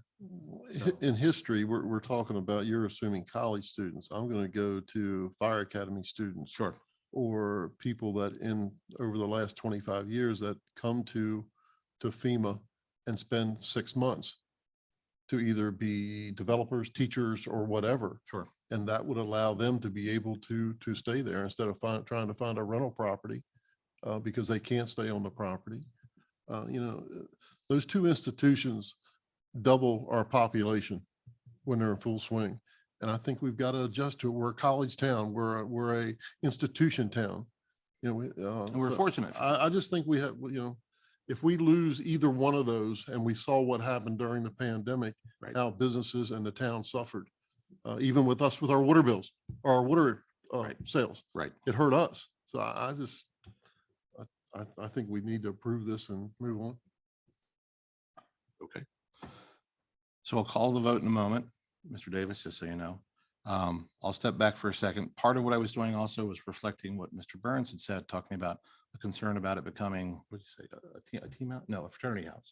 Okay, so it wasn't just my concern. All right, No, I understand that, and Okay. I'm okay with it, but it's all part of being a college town. We got to find a Sure. way to control it. That's all. Sure. And I'm going to trust the man that's investing Yeah. $5 million into a piece of property that he's going to protect it. So. okay, Could I say something here? sure, absolutely, Okay. please. So I understand. Well, this has already been approved by the town and it already says Plaza Inn. So according to your attorney, inn is the same as a hostel. So essentially, even if you don't approve the hostel part, the expectation would be that it would be run as a hostel. It could be run as a hostel. So essentially, other than that, other than the bank requiring that text in there is no change to business. In answering to your question about it being a fraternity house, the expectation of living there is extremely high. What happens when a student, I'm talking about a Mount St. Mary student, not a FEMA student, rents an apartment or a basement or a room, he signed up for a year. And if you don't like his behavior, you have to go through the eviction process. Hotels and motels don't have to go that route because they can just change the key and you're out. If in the middle of the semester that student is thrown out, where does he go? And then his parents come on him. So the expectation of behavior is much higher that if you don't treat the property well, or if you misbehave, or you do not live up to the expectation that has been laid out in the agreement that you signed, you're out. And there is no eviction process for you. There is no 1 month or 2 months that the sheriff takes in order to evict you. So the expectation is much higher. The card is activated or not activated. They are out of the dorm, out of the room. So we expect a much higher behavior standards. Answering to second question about a desk, extended stays do not have 24-hour desks. That is the reason why they have extended stays. They have during business hours. I have a liquor store on the main level. The design of the building has a liquor store. It is going to be open from 9 a.m. to 11 p.m. There is somebody on a desk sitting there who's also the maintenance person up there. We have 3 employees in the liquor store, one of which is the maintenance guy for the building. So it is being manned, it is being monitored, it is being handled. So we don't need a separate desk as such in a room to monitor the upstairs when the liquor store manages it. So that is where the keys will be charged. That is where the payment will be made. That is where the rooms will be rented. And if they have any questions, there is a live person there on the desk from 9 a.m. to 11 p.m. And for the extended amount of time from 11 p.m. to 9 a.m. in the morning, we are on call. So they can, if there's an emergency, of course, there's institutions like like the sheriff's department and the police that assist us. We don't need additional security. It's a well-lit building. It's lit throughout the night, and we don't expect that kind of trouble coming from there. I have a liquor store in town. I've had the liquor store for 15 years. We don't have bars on the windows. We don't have glass. That's just not the kind of town we are. And I don't know, it does concern me listening to the sheriff's deputy about what is coming. And sitting there, I'm wondering whether, do I need bars like Baltimore? Do I need to cover my business? Do I need to worry about something? Do I need to keep the lights on in the night? Do I hire a security guy? We have multi-million-dollar investment in there. And it does concern me. So I'm going to take every step possible to see that our asset is protected and the investment of the bank is protected. So I share your concerns, and we are going to address it adequately. Great. And that's encouraging to hear. Thank you. Any other comments or questions at this time from the board? All right. I make a motion to accept ordinance 22 1 second. This has to go to the planning commission first, so you're just Sending it to the forwarding, planning sending it to the planning commission as is, or if requesting it modified. We had You're expecting a vote still, not a consent piece. Is that correct? To send it to the planning and zoning board, Right. correct? Correct. Okay. There it works. Though. So Mr. Sweeney, I don't have to make a motion. you We do. you do have to make a motion, but it's to either send it back as is or proposing a modification. I make a motion to extend or to send ordinance -22-07 to the planning commission. Does that Is that sati- okay? As is. Yep. okay, As written. does that satisfy Perfect. the requirement? Very good. Okay. Is there a second for Commissioner Sweeney's motion? I'll second it. Thank you. Motion's been made by Commissioner Sweeney, seconded by Commissioner Burns. Is there any further discussion? I have a question, and it's only with the date. July 14th, is that the correct date, or would it be that for, It should be July 11th. so, because we're moving our town meeting from the Right. 4th? So it'll come back for a public hearing on July 11th. July 11th. Yep. Mhm. So I had to amend- Sorry. Good catch. Amend it. Mm-mm. No, So the motion's been made and seconded. Is there any further discussion beyond Mr. Ritz's question? None. Okay. All in favor, please say aye. Aye. Aye. Anyone against? The motion carries 5-0. So a question, do we need another motion for the other piece with definitions, or is No, this all that covered everything. terrific? Okay. Yep.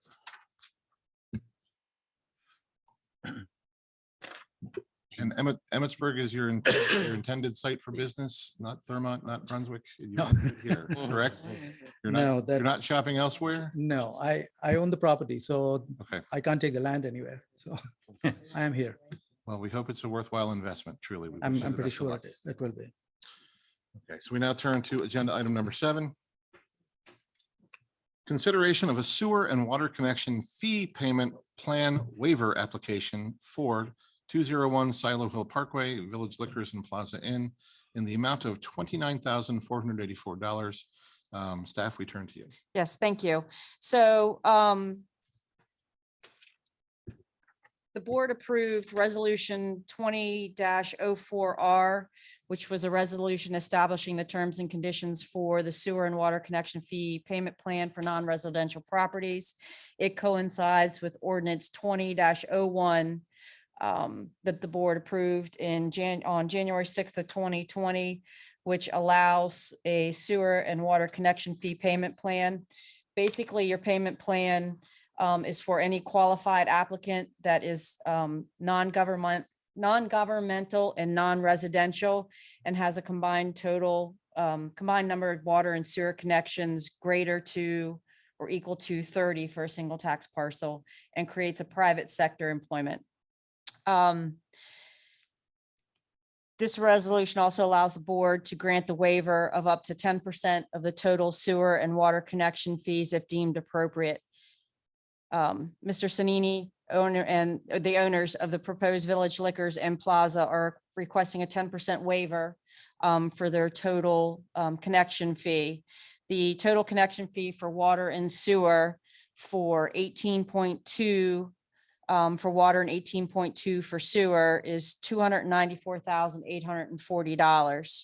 He's requesting a 10% waiver, which would be a total of $29,484 in fee reduction. It comes out to be 18.2 taps. 10% waiver would be a reduction of $14,924 in water and $14,560 in sewer waiver. Basically, that's the equivalent of 1.82 taps in water and 1.82 taps in sewer with no charge. He's also, is this the concern of the staff and the mayor? There's no opposition to granting the 10% waiver for sewer. We have plenty of taps, and as you've seen, our sewer budget is performing well. The concern with the 10% waiver for water tap fees, as you know, we currently only have 100 taps available.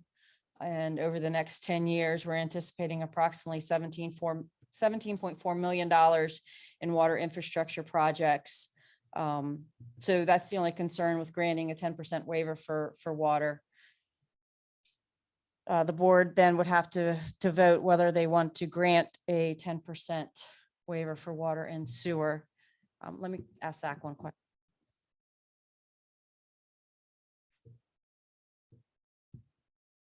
And as part of this ordinance, also, he is eligible for a 5-year payment plan, which requires him to put 25% down at the payment plan for the payment plan at the time of the submittal of the zoning. And then the payments are divided out. The remaining amount is divided out for 5 years. Payments are due each quarter for 5 years.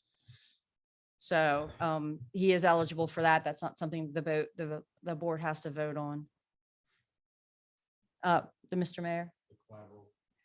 Right. And so when he has to put 25% down, the collateral for the capacity purchase under the payment plan has to be the real property for which the capacity serves. So it has to be the property in question where he's planning on building. So for clarity's sake, the collateral is the property the town would be in receivership should something go awry. That's correct. Okay, Mhm. we don't want it to go awry. Okay, we don't want that property. Right. We want it to go well for you. Well, Okay. Mr. Ritz, question? Yeah, I do. Yes, sir. I can't remember. I mean, I'm going off the staff memo here. I remember that the sewer taps were considerably more available. Right. According to this sheet, it says 100. I So remember during the budget. it's 100 taps available for water. for- There are 1,100 taps available for For sewer. water, I thought the water was a little higher than that. Like it wasn't like the greatest, but things were looking So a we bit ha- more we- promising. We currently have 230, but then once you start taking off other projects that have already been committed, such as Rudders, the 19 homes on Brookfield, there was a new home in Emmett Gardens, the Creamery, Federal Stone, his 18 taps, and then 5 homes that are already allocated for Southgate. And then the possible development of Worthing's Court and Brookfield Homes and Emmett Ridge 2 takes it down to 100. If you give the 48 back for Emmett Ridge, then we're at about 150. Okay. But I guess part of me looking at this whole thing is this whole process started over 2 years ago. It was fall of 2019 when Mr. Sandy came to us, and we actually, as a town, revised the code. I believe the what they call the ERU, the equivalent residential units. We figured in fixtures and all that, and we talked about the tax, not the tax, the percentage at that point, the payment plan and all that. And it seemed like we were going that route. I just feel like so much time and effort's been invested in this from all parties that we're at a crossroads here, and we're looking to backtrack the way we were initially heading. That's what I'm getting at. right, so basically the resolution allowed up to a 10% waiver. So you could, it gave the board the authority to either grant the 10% or grant anywhere from 0 to 10%. So you could set, you don't want to do a 10% waiver, you can do a 5% waiver, or 2% waiver. That resolution gave, or the ordinance gave the board that authority to do. Roughly, any Oh, idea yeah. what our taxes we'll get off this property per year? I had that at one point. I can email that to you. I don't have that in front of me.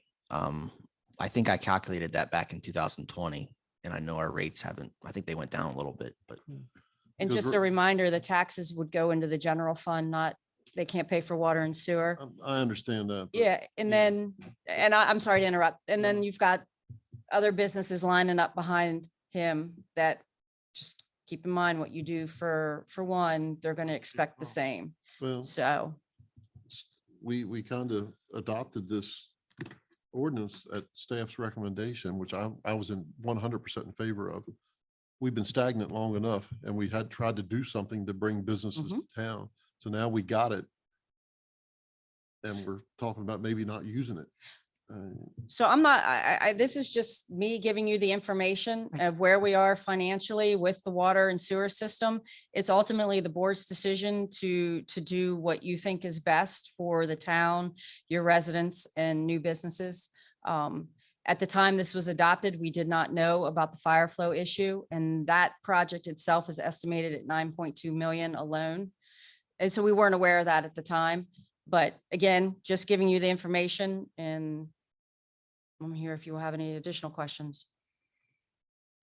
Mr. Davis, were you asking Mr. Golden, looking at sort of the recovery of the funds over time by taxes? of what Yeah, we're even though it's a investing? different fund, it's still Sure. A town investment. right. Okay. I get it.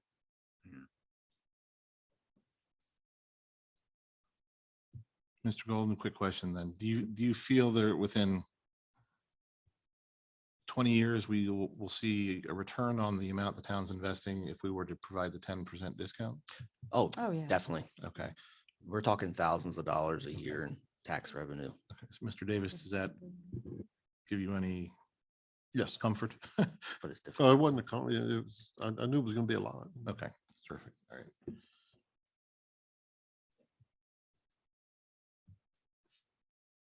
Any further questions for staff related to this item? Okay. Staff, a clarification piece. The original, sorry, not the original, the ordinance that was modified in the past in a similar circumstance, was there a job threshold related to that, a job creation threshold? It was just creating private sector employment, correct? Were you referring to the change that the board did for fixture rates? I know Joe was kind of alluding to that, or No, was there like a job creation piece to this at all? I know that had been kicked around, but I don't know that we'd ever established that, and I don't see it. in the resolution, it's required, it can't be like a residential unit. Right. It actually has to create private sector employment, Okay. Which it which does. this will So do. We're satisfying that for sure. Correct. Great. Yeah. And- He does qualify. I have to check all those I boxes. just didn't want us to go back and see that, there had to be a threshold of 20 jobs or 40 Sure. jobs, something Nope. like that. Great. Non-residential, basically. is Correct. I think all it's stated, yeah.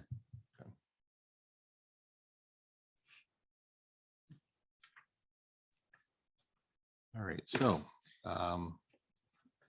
Yeah, motion. is there a motion? And a percentage in that motion someone would like to put forward? Do you need a dollar amount? Make a motion for the consideration of sewer and water connection fee payment plan waiver application for 201 Silo Hill Parkway, Village Liquor in the amount of 29,484. 10%. 10%. At 10%. At 10%. I'll second. Thank you. Motion's been made by Commissioner Burns. It's been seconded by Commissioner Davis. Is there any further discussion at this time? Hearing none, all in favor, please say aye. Aye. Aye. Aye. Aye. Motion carries 5-0.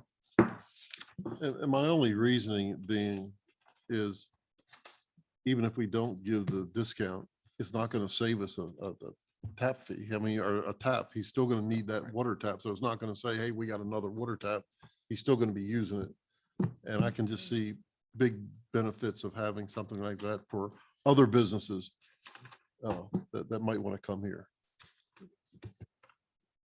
Gentlemen, I have a part B that I needed to discuss that. I've already spoken to you about that. Probably should do public comment now. Yeah. Okay. No. We're kind of, bound. So next meeting? So, yeah, so if it's not on the agenda, if you're willing to do a 4-minute public comment, you can hear him, but it can't be an item that's discussed. Okay, so And that's at the board discretion. we'll give you leeway. The framework is this. So typically after an event, when we have an agenda item for consideration for vote or any agenda item, there's time for public comment. So we can give you 4 minutes. Okay. Again, we don't need to reintroduce the individual. Is that right? We do? No. Sure, no. Okay, so It's not a pressing issue, so I can wait. are you sure? Yeah, I'm sure. Thank you very Okay, much. very good. Okay, thank you. All right. Okay. Okay, all right. So that is our last regular agenda item. So we're going to move to setting the agenda for our July 11th meeting with its one item. No, unfortunately not. I was being optimistic. One of these days. I have 2 items for consent. First consent agenda item will be the appointment of Kevin Hagan as a regular member of the Planning Commission with a term of July 11th, 2022 through July 11th of 2027. The second one will be an appointment of an alternate to the Board of Appeals for consideration, term July 11th, 2022 through July 11th, 2025. Yeah, we're still looking for volunteers if anybody's interested. Board of Appeals alternate. Anybody? All right, regular agenda items. Number 1 will be the public hearing and consideration of proposed ordinance 2207, the zoning text amendment application. That will be the one that you just forwarded to the Planning Commission. Number 2 will be review and approval of the St. Joseph College and Emmitsburg High School Wayside exhibits for consideration. Number 3, approval of resolution 2022-03R, bond reduction request for the Irishtown Road project for consideration. Number 4, approval of policy P2202, update to parking fees and fines for consideration. Number 5, approval of ordinance 2202, update to Title 10, parking for consideration. Number 6, approval of ordinance 2204, collection of municipal charges for consideration. And number 7, approval of deed of easements for the Emmitsburg East Industrial Park 2 for consideration. For a little clarification for items, sorry. For a little clarification for item 6, collection of municipal fees, was it? Correct. We hear more about what that's related to? Which one? The collection of fees. Item number 6, collection of municipal fees.